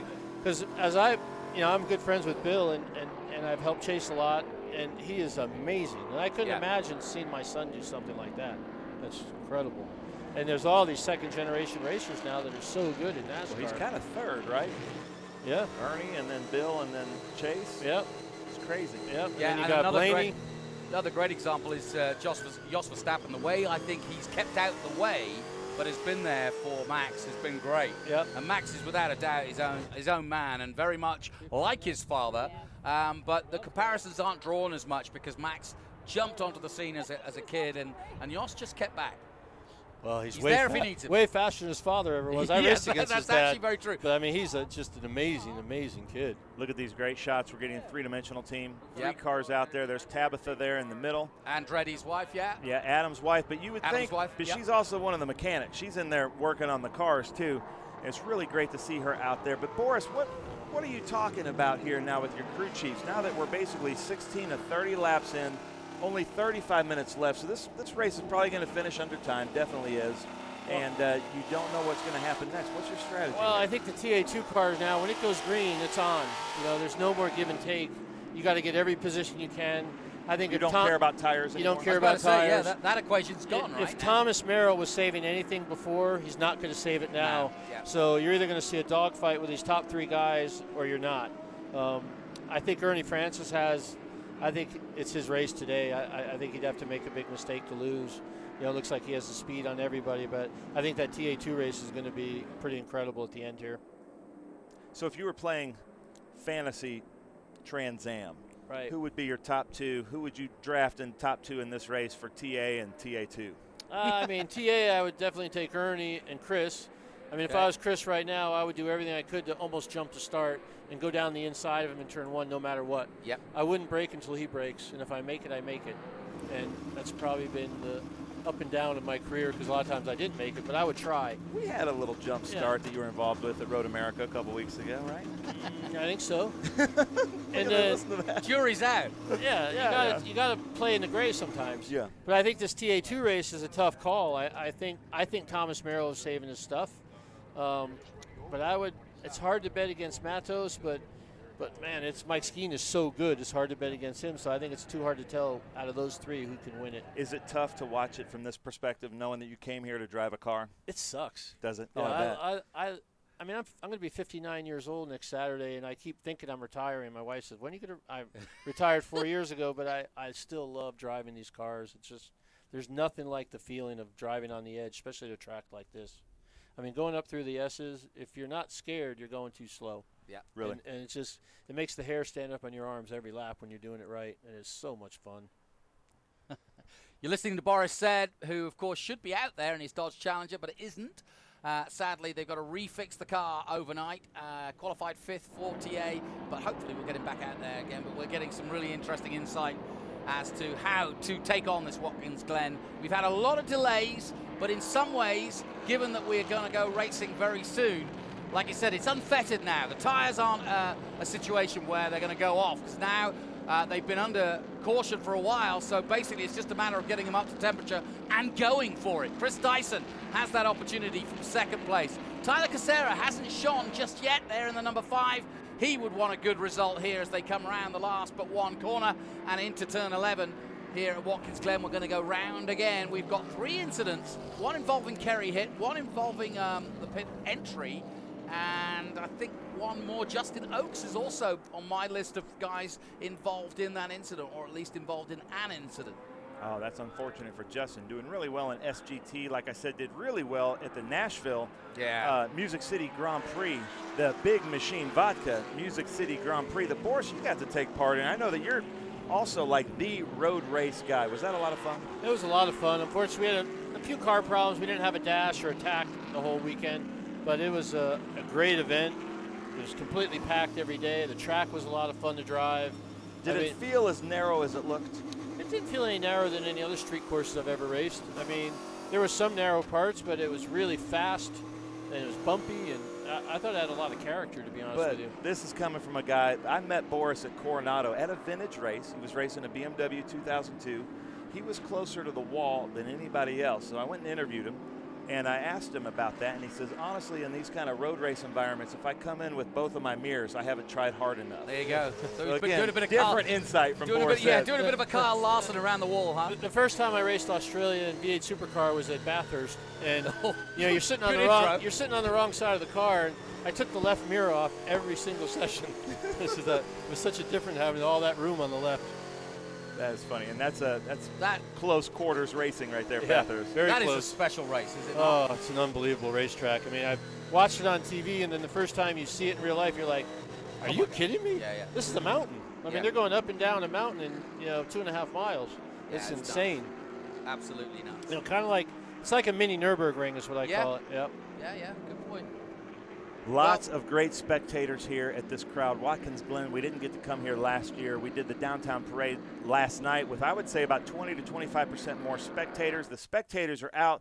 To be honest, we're not providing them a great show live here. We are in the app because we've got the legend Boris Said here with us, but I hope we can get this racing back up here in the next couple laps.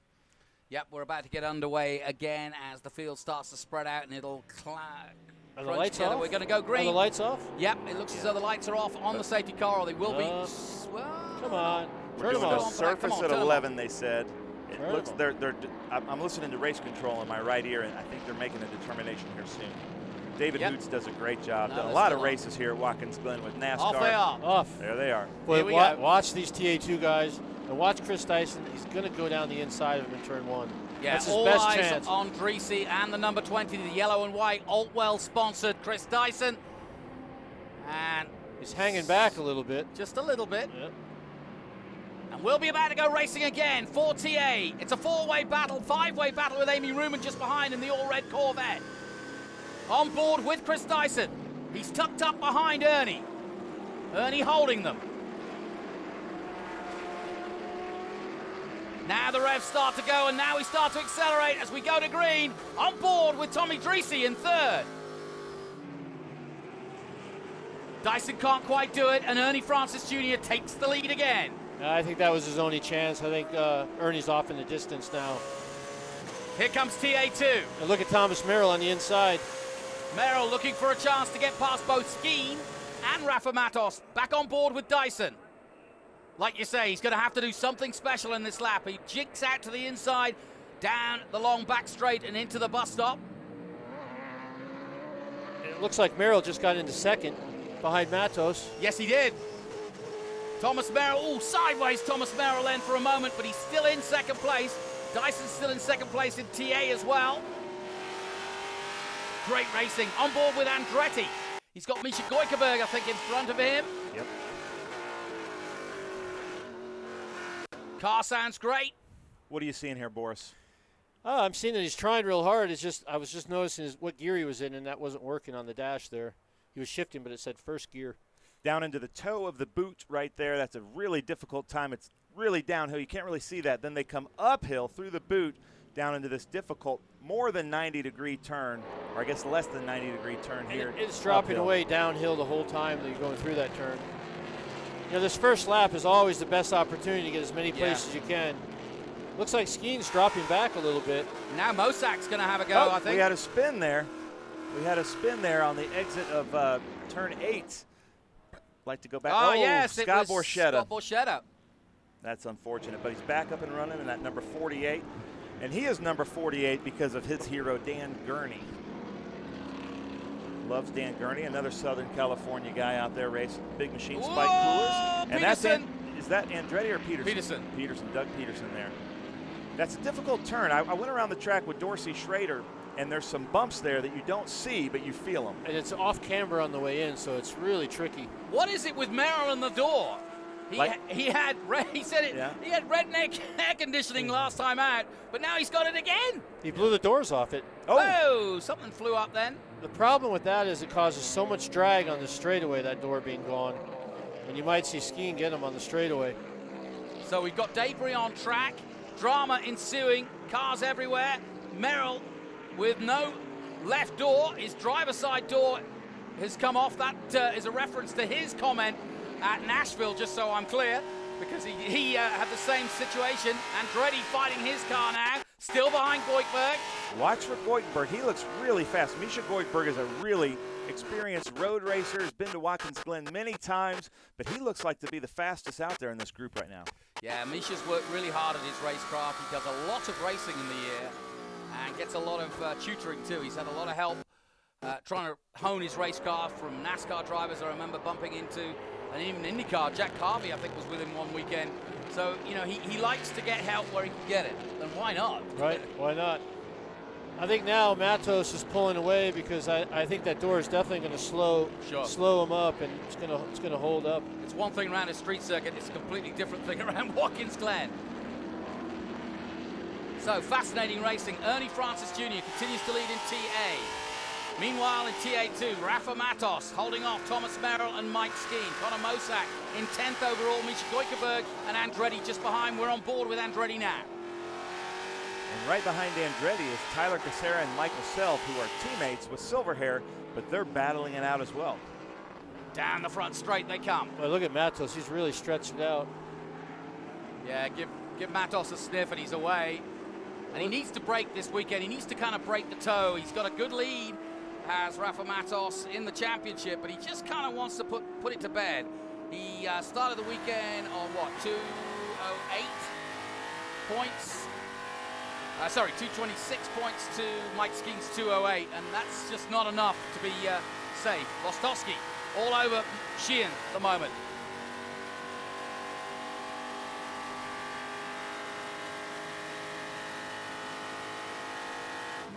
say. Sheehan, one of the most experienced drivers out there. And Simon Gregg going through, though. Little TA spoiler there. Yep. Different classes, remember. TA2 versus TA, the 850 brake horsepower TA cars. Certainly more powerful in a straight line. And damage, of course, to Lostofsky's car from an incident earlier in the race. But it hasn't affected him, and no chance that he was coming in the pits. I think Boris is absolutely right. No, if it's not broke, don't fix it. And this is the part this is the part of the track that's just too difficult for NASCAR to do. They boot. They do the shorter part of the track, and this part of the track is really difficult to get right. I would love to see him run it just once. I would too. You know, they don't want it because they like to see the cars go around more laps. But and the other track's a faster track. It's faster. We used to run Trans Am on the short track, and that was a really exciting race too. But look at this battle for second, third, fourth, fifth, sixth, and seventh place there. Yeah, Connor Mosak's in the middle of it, and he has got some. Well, he's got some unfinished business. He should have won Nashville. He made a mistake, and he went from first to fifth in a matter of one corner at turn 9. And all of the guys he's fighting against were in that battle, so he wants to prove himself again. 20 minutes to go, or just over. But he's still finished on the podium. To be that young and new to road racing like that, to compose yourself and come back and finish third at such a difficult track, that was really impressive for Connor Mosak. It's great to see the forward-facing camera here on the bottom left. You see Andretti changing gear. You also see how much he's moving the wheel and how much he's working it. And how about how flat he was through the S's? Yeah. He didn't lift at all. Really good. So I think Merrill really has so much drag in his car right now with that door off. They just get right on him at that straightaway. And it's really allowing Matos to pull away. Yeah, it's going to be sucking sideways air in, effectively, isn't it? Yeah, it feels like a parachute when that door comes off, all the air coming in. Meanwhile, Ernie Francis Jr., there's the gap. You can see it best from above that he has over Chris Dyson in second place. And Boris, you called it. As soon as he got that restart, he was gone. And he's just absolutely... Yeah, I think he's just managing the gap right now. I mean, he just did the fastest lap of the race, this last lap, at a 46.7. But, you know, I think that's just him managing the pace. There's Amy Ruman coming through. And here we go. Here is Rafa Matos, and look at this. This is the real battle. Yeah. He's definitely holding up Skeen right now. Yeah. And Skeen's got to be careful because Mosak will pass if he's given the chance, and Misha likewise behind him. Yeah, and Mosak, you know, like I said, he's fourth in the points. Misha has nothing to lose. Yeah, exactly. So he's just going to win the race for Blaze, his team owner, and the 4 guys in front of him are fighting for the fourth in the points in TA2, which I think anybody would agree. If you know road racing, you know that the TA2 series is one of the most difficult series to win a championship in. Would you agree with that, Boris? I would agree. I mean, it's very competitive. I mean, there's 10 or 12 guys that could win races every weekend, and that's a lot. Here comes Joyner up the inside at 1 in the white and black Porsche XGT leader. Simon Gregg likewise coming through on the inside, making a move. Les Lostofsky again all over Sheehan. Good battle between these two locals. And the back of that car not looking too handy, but it's not bothering him. That's a car for radio. It looks so ugly, but it's going fast. Exactly. He's pulling Sheehan up the uphill S's. Now Sheehan's got his hands full right now. Lostofsky, bags of confidence. Loads of family and friends here to see him race at Watkins Glen. Big day for him. And of course another one to come tomorrow. I've noticed they've pulled the debris flag from turn 4, so either it's gone away or they give him a couple laps to know where it is and to avoid it. That's a beautiful Hawk performance, Camaro. Here we go, around the outside. That is a tough pass on the outside. Oh, doesn't quite pull it off, but it was bold. Where's next? Going down into the boot. Yep. I mean, get a good run right here. He's right on him. We'll see if he goes to the right side here. Yep, he's looking for it, isn't he? Just not quite close enough this time. That is a really tough corner to get right because you're coming downhill and then almost at the first inside apex, and then it goes uphill, but it's a little bit off camber there. Yeah, from this angle, you just don't see the elevation change there, how steep the hill is.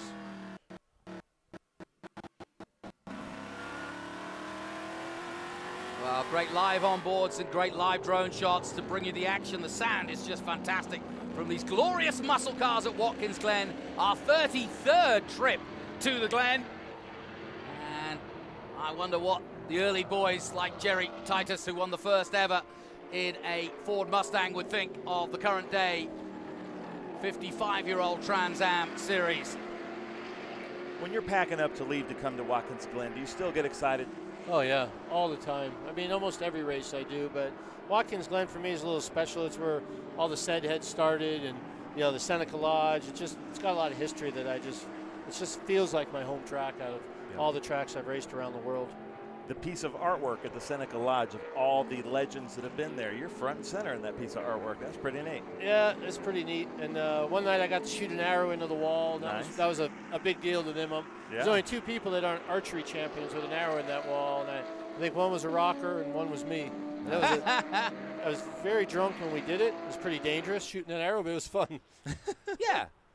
It's a lot of fun things to do when you're drunk. Yeah.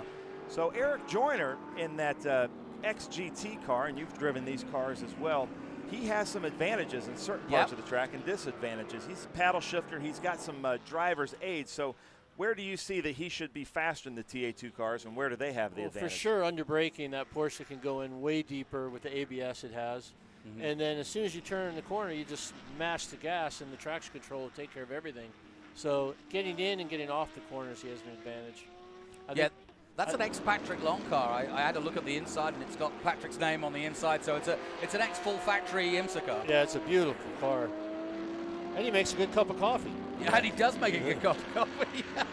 Had one yesterday. XGT then, number 10, that's who we're talking about. Eric Joyner's had a good season. Yeah. Yeah, and you know, unfortunately, the only race he didn't get to come to was Brainerd, and he was really looking forward to Brainerd because he thought he might have an advantage over the TA cars through that tight section. But a really good guy, great driver, makes some unbelievable TV commercials in real life and really good coffee. Yeah, does a good job on the track. Yeah. So quite a few battles still to come from this. We're just over 16 minutes left of the race. 24 of the 30. So there's Justin Oaks. So he's got back going again, yeah. So Justin Oaks in that DroneWorks Chevrolet Corvette. Beautiful car. He did a really good job in TA2, finished 6th place in his first TA2 race, which was the Music City Grand Prix by Big Machine Vodka. And boy, was he in the wars. He had several incidents, but still kept going. Yeah. Different lines there going into the uphill S's. That was quite a bit different. I was surprised by that. You have to be really careful. There's a lot of marbles on the outside. If you get a little wide on the way in to turn 2, that could catch you off guard pretty quick. He's behind Sheehan. And up the road further, Lostofsky's got ahead. That's finally getting past. I like that DroneWorks. Yeah, it's a good-looking Chevrolet car. Corvette, yeah. And he and his wife just had a baby a couple months ago while right after Laguna Seca, Jackson, and then Jackson was with us at Music City. Great weekend, no question about it. And rumor has it we should be going back. I think we impressed Indy enough to say that they should invite us back. The president of the Big Machine Vodka Music City Grand Prix, Matt Cruz, was here this weekend. Okay. As a guest, checking it out, and he's become a Trans Am fan. Good. Yeah.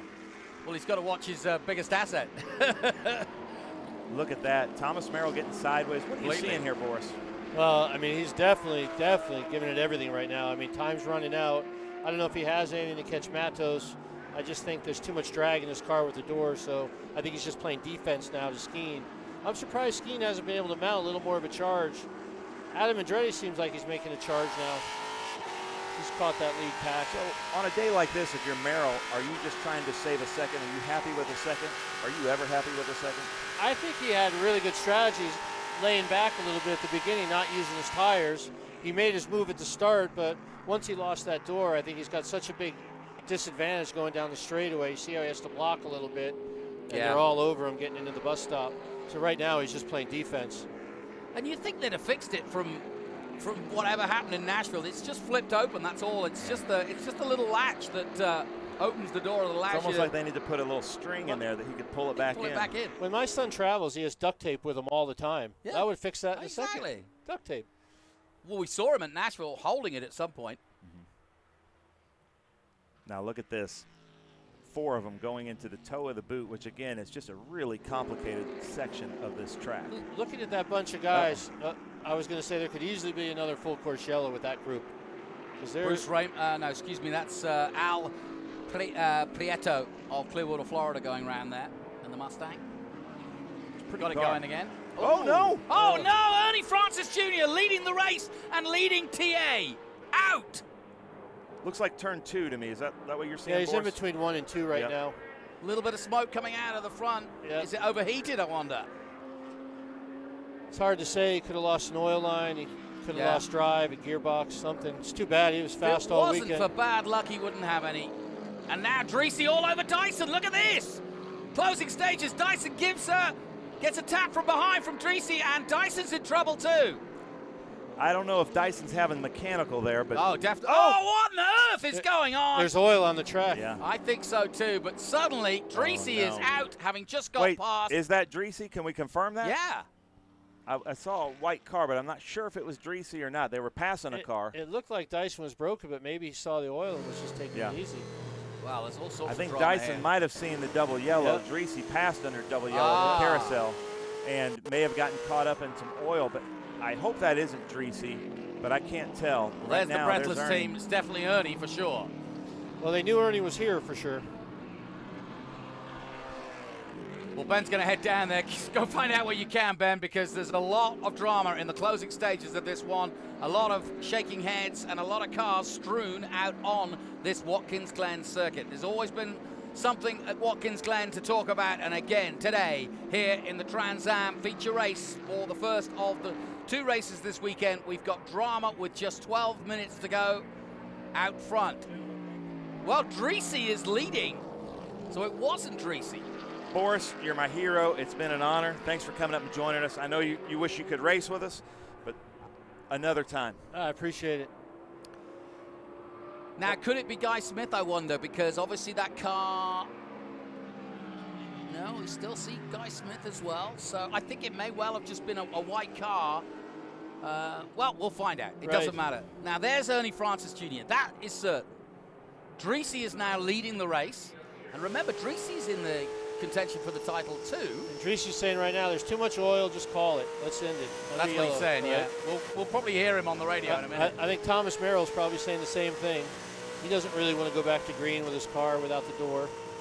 There's only 20 points between Dyson, who leads the championship, and Dreesy. So this would be a great scalp if Dreesy can hold on. And as you say, he'll be telling David Hoots, our race director, that it's way too dangerous to race now. I'm sure he's talking now. Yeah, I bet he'll be chatting away in that Lucas Swift-Smith's car. But drama indeed, and suddenly it all kicked off. And I wonder what's happened in TA2 too, because that was already building up to be a great finish. And here comes the safety car. So, as always with Trans Am, something is going to happen. And sure enough, well, it may not be Tommy doing the talking, but the Slick Mist team is chatting away. What are they saying, I wonder?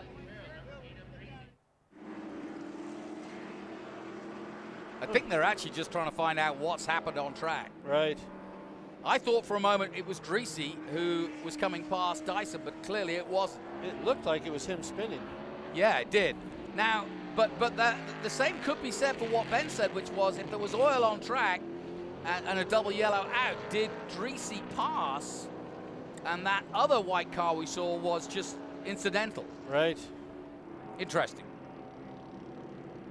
I mean, the oil could be from Ernie. Yes, fair point. All will be revealed. And Dyson slowing right down now. Well, I think they're in front of the pace car right now, so I think they're yeah, waiting I think they're waiting for him to catch up. Yeah, exactly that. So down the main straight at Watkins Glen, go bowling. Well, we've been skittling our cars for sure in the last few minutes because we've had a big change at the front. And Tommy Dreesy slowing right down, the man second in the championship at the moment. On board with Chris Dyson, he's slowed right down in the Altwell CBD car. And I think just waiting for the pace car to catch up. The big news is sadly Ernie Francis Jr. parked on the right-hand side just there. And this is where we saw some weirdness, as it were. Because suddenly, as we came over this crest, one of the white cars spun round. We still don't know who it is. whoever it was has got going again. Well, it doesn't seem like they're going to be able to get it started now. They're going to run out of laps here. Yeah, I think you're right. Still waiting for the safety car. The yellow flags are out. I'd like to see TA2 because it's so hard to cover this when you've got so many disc classes, but just to make sure that Matos is where he wants to be. There's the pace car. And there's Ernie out of the way now. Little shout out for Natalie Decker. She's back in SGT this weekend in the 29. She's currently doing part-time Xfinity racing and also racing for Tony Arve this weekend. And I think she's just behind the pace car. Yes, she is in that Audi R8. Could they give us a one-lap shootout here, maybe? Guy Smith is definitely on track. And what do you think they'll do? Could we get a one-lap shootout here? That would be nice. Or are they going to get the white flag this time by? Don't know. Good question. I wish they would adopt in NASCAR the green-white checker. Yes. Never end under yellow if you can. I think it's, I mean, well, we've got David Hoots now working with us, so we might get that. That would make it more exciting. Certainly I know that John Claggett feels the same way. I think he likes, like we all do, to finish on some sort of racing. Right. So looking at the bottom, Savagian 1 lap down. Gallagher we saw go out with that radiator. Turan, Oscar Turan, the man from Panama, going out early with Paul Fix and Barco involved in that. And of course he's going for the rookie championship, Rhett Barco. Boris obviously not starting, sitting here alongside me, and will be out, we hope, tomorrow. But it's Dreesy, Dyson and Smith. Guy Smith looking for a podium in his first run of 2021. He's done a couple of races before, but mainly a sports car man. And Amy Ruman in 4th place. Ken Thwaites a solid 5th. That'll be pleasing for him. And then it's Matos, Merrill, and Skeen. That's your TA2 order at the moment. Then it's Mosak.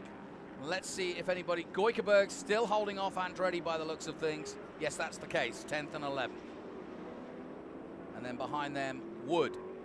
I think Skeen is begging for one more green lap, and he's raring to go. Yeah, I'll bet. Oh, so the lights are out. We are going to get it. Boris said has got his wish. And now, let's see what Dyson's got. Can Dyson do this? Dyson's going to do this, I think. He can do this.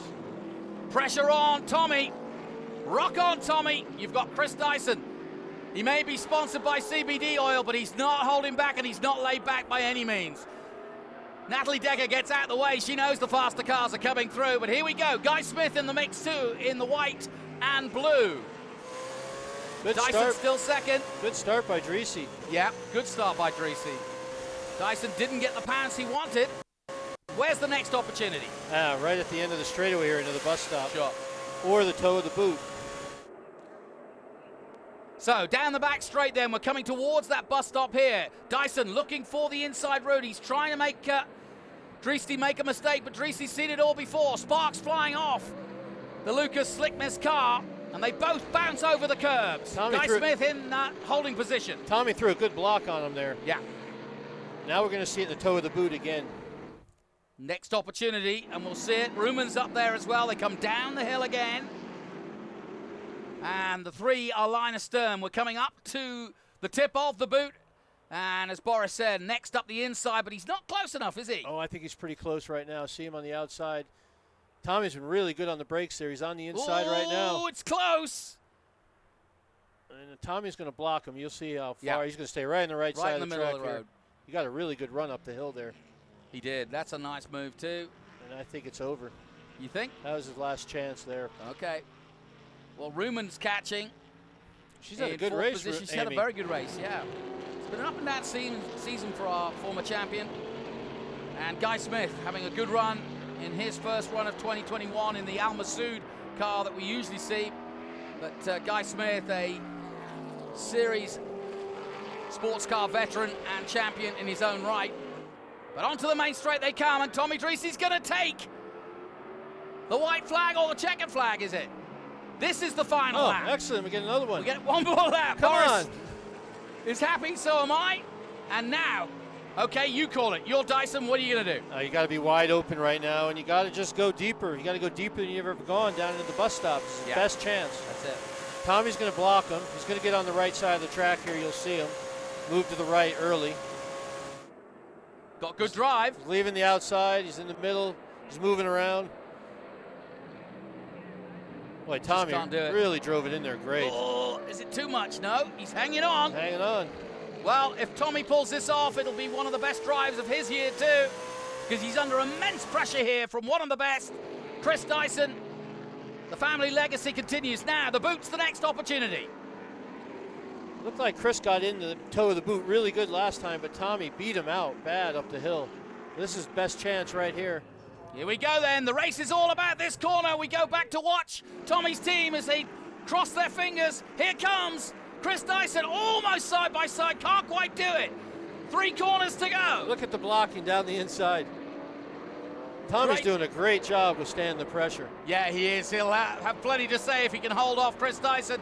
2 corners to go now. This last chance right here up the inside. Nope, he's not going to do it. Nope. And it is going to be Tommy Dreese, the man second in the championship, going to beat the championship leader as they've got 2, well, almost 1.5 corners to go as they go through 10, and now 11 coming up. And then it's the sprint to the checkered flag. But Tommy Dreese, what a great job he's done.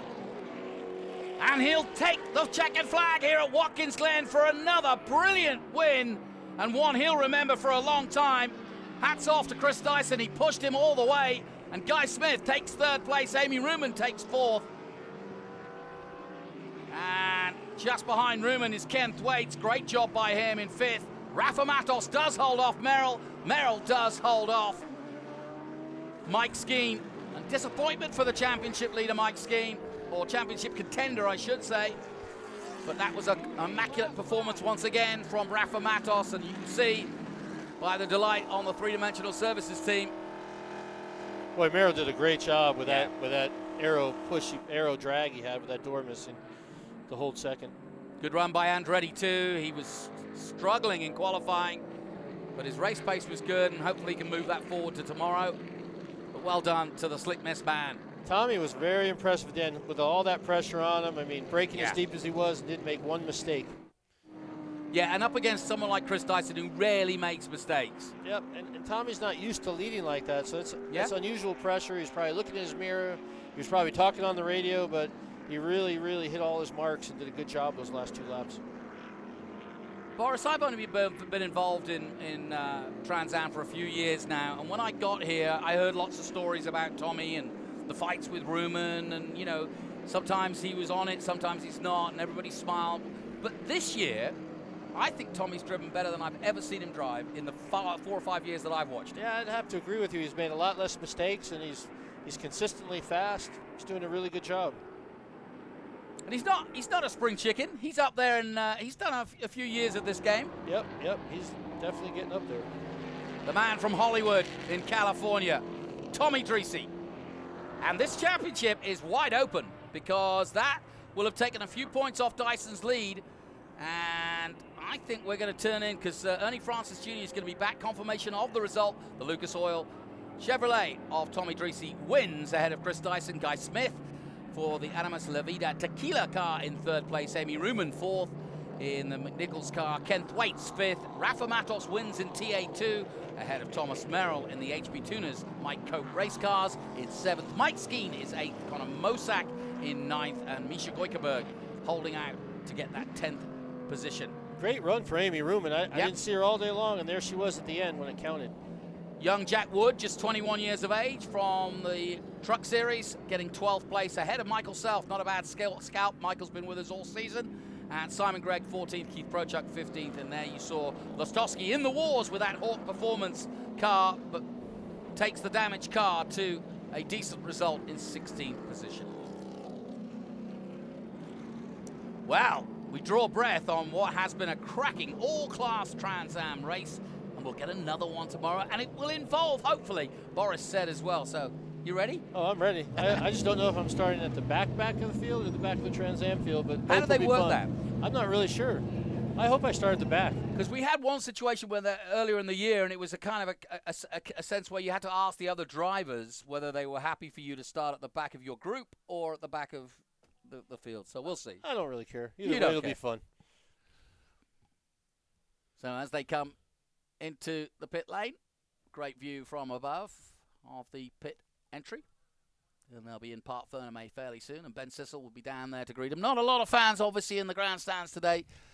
Still COVID wending its way around the country, sadly. But we're glad we are back to racing for sure. And hats off once again to the organisers of Trans Am for giving us a safe place to go racing. On board with Simon Gregg coming into the paddock.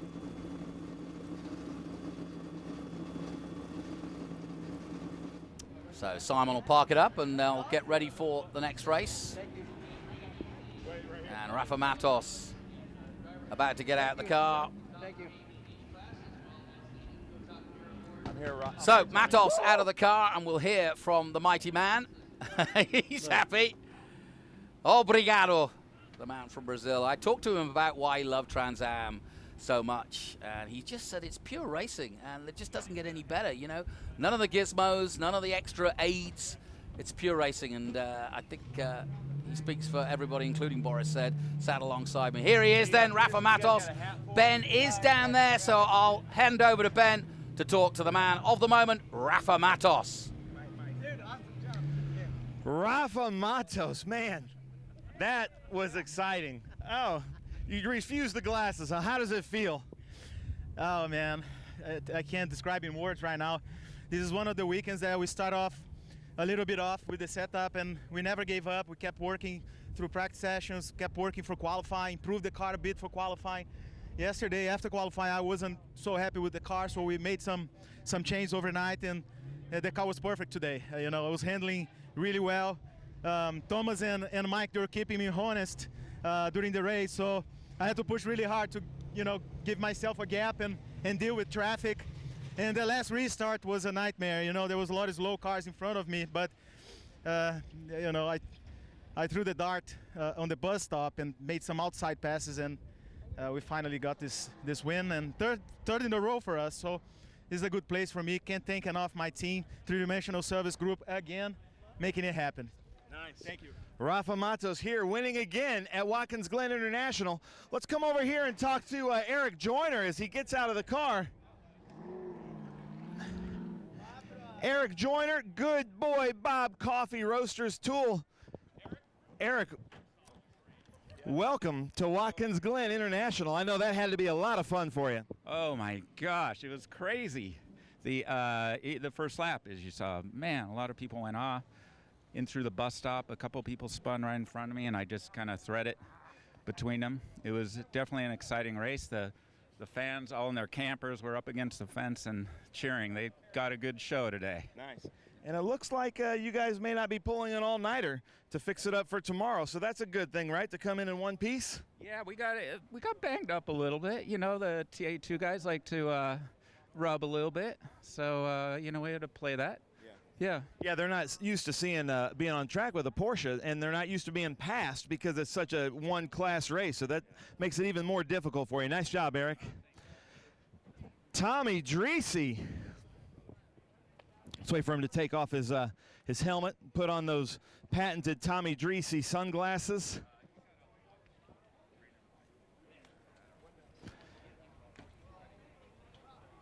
Tommy Dreesy. Crazy race, especially crazy last couple laps. Tell us about it, because I know some of the other drivers are pretty heated. What are you seeing from your point of view? Yeah, you know, I saw Ernie go off, and that motivated me because we were faster. I mean, I think we started pacing Dyson. He was good, like 2-3 laps in, and then we were better on the long run. We didn't have a lot of long runs today, so I put my head down.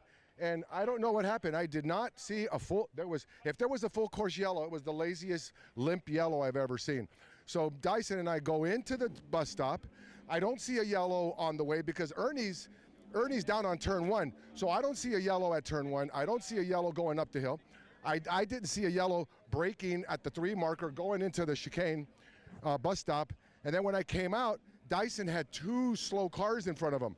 So I avoided to hit him. I almost got into him big time. I pulled out of it, and he went loose, right? Because I kind of got into him, and there was cars in front of him. He's trying to avoid them. I get by. This TA2 car slams me in the door because he's racing. So everybody's still racing. Now, I don't, you know, I asked Dyson, I said, honestly, did you see a full course yellow? And that's the worst person to ask, right? So he said yes. You know, I trust the guy. But then I'm on the radio with the team asking, should I give it back? Because I don't know whether I passed under the yellow or not because there's a full course yellow. I thought I got him just outside the chicane. And then the team was saying, hold your position. And so they go win this race. I come out of the last corner 100 yards before the start finish, and they say, give it back. So I don't know what's going to happen. They might take it away, give me second. But the thing was, I wanted to make sure that I gave it back during a race, because then if you're passed under, but I don't think that'll happen. They'll give me a seconds penalty or whatever it is. But I don't think so, because how can I give it back, you know, just before the start finish? I'm on it, man. But it was fucking, it was cool, man. All these fans here, you know, Dyson's Oh my God, Dyson's kids, all of those kids that came yesterday, you know, Dyson, I'll race you any day. Ernie, dude, I mean, Ernie wasn't that far ahead. We did not have a long run to really show who was the fastest. So, you know, I hope nobody got hurt out there. And Green Light, Trans Am, Tony Perella, Burton Racing, all the guys at Burton Racing, you know, just thank you very much. Lucas Oil Slick Miss, just so cool, man. Tommy Dreese. Definitely couldn't have said it better myself. And now we come to Justin Oaks. Justin, nice job. The drone works. SGT car. Tell us about your Watkins Glen experience. Thank you very much. It was spectacular. Like every other track I've been to at Trans Am this year, it seems they're all like this, awe-inspiring and amazing. Being a first-timer here, it's just an incredible experience. The weather was great. The competition was great. This race did get a little messy. I think it was a game of dodging crashed cars, which was exciting, but we kept the nose clean. We're ready for tomorrow. The car performed perfectly. The team did a great job. We're good. Nice. Can we get a quick shot of the family, too, right there? Family coming and supporting it. I love it. Justin Oaks here, winning in SGT. Justin, first time at Watkins Glen. Nice job. And I'm sure Jackson, right? Oh, yeah. I'm sure Jackson was loving it, too. So that does it. We're about to do the winner's circle celebration here. Awesome time with Trans Am at Watkins Glen International. But we will be back tomorrow, same race, so stay tuned. Great stuff, Ben, and as you can imagine, the slick Miss Lucas Oil sponsored Tommy Dreese talking his way out of trouble, but we'll find out what actually happens in the end. But great racing. Let's take a look at this, and I want to bring Boris Said in because you spotted it and you should know. What's going on in your mind? Well, right now, Chris Dyson sees a yellow. I mean, I don't think he would have slowed that much if he didn't. I can see it. Yeah, the yellow's out. The yellow's out.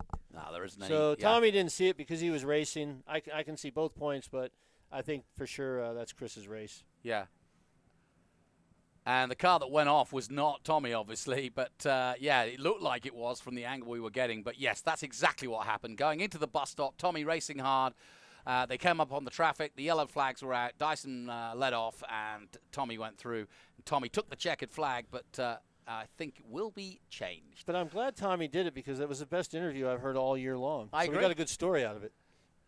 Fair enough. Yeah, I couldn't agree more. Great stuff from Tommy Dreese. He can talk his way out of a paper bag. Let's take a look at some of the highlights then from what was a cracking race at Watkins Glen to start our weekend off in Trans Am. Got underway. The green flag waved, a full field of all 5 categories. 4 wide at the start. Great stuff in TA2 as well. As Skeen picked up the lead from Rafa Matos. Merrill in the all-yellow 26, right there where he needed to be. Good battle between Andretti and Lostofsky before he lost it, did Lostofsky. And off went Adrien. And scary moments, but he got back on going again. And you see the damage to the back of the car. Heavy, but not substantial enough to slow him down. Meanwhile, Merrill got in front of Skeen. Lostofsky made a move on Sheehan in the 97. And despite the damage, Adrien Lostofsky was on fire. Andretti also looking good, chasing Misha Goikerberg. The man who led at Nashville for a while. Couldn't do it today. But Rafa Matos, once in the lead, was in a world of his own. Rafa Matos wins again, 3 in a row. There's Thomas Merrill talking to Rafa Matos. Boy, Matos, he's impressive. I have big respect for him. I mean, he is a racer's racer. Yeah. Mike Skeen in the background there too. he'll be disappointed with that, won't he? I was a little surprised by Skeen. I thought he would have been able to get by Merrill with his door gone and all the extra drag he had. Okay, so we've also got our chill-out moment to talk of as well, and I think in our mind, definitely the man we're looking at right now, Thomas Merrill, in great form here again and making it through to second place. And it really was a succession of good moves. Thomas Merrill, right from the get-go, was in the hunt. These, though, the Trans Am highlights. As we look at Andretti, who, of course, is in Trans Am 2. But Chris Dyson, though, is in TA, and he would chase down Ernie Francis Jr. to start with. Then a big crash. Kerry Hitt involved in that. And we had one earlier as well. But then, sadly, in TA, while leading, Ernie Francis Jr. out. But he'll be back for tomorrow. Breathless Racing will fix up that car, they usually do. And Chris Dyson went in pursuit now of Tommy Dreesy. But there were shenanigans, and I think that result will be changed. And Dyson will be your winner. Dreesy will be second. And it was no surprise when the stewards did review it. Dreesy did receive a penalty for passing under the yellow, and the podium was revised with Chris Dyson with the win, his teammate Guy Smith in second place, and Amy Ruman in third.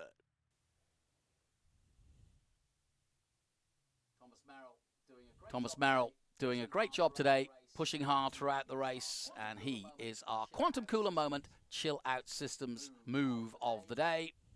And here he is in that bright yellow. We're used to seeing him in the blue and silver car, but today he was resplendent in his doorless, but still fast, number 26. And he gets our chill out moment because he just kept his cool while getting chilled a little bit on the left-hand side as the air sucked him in. But he did a great job to take second place and hold off Mike Skeen.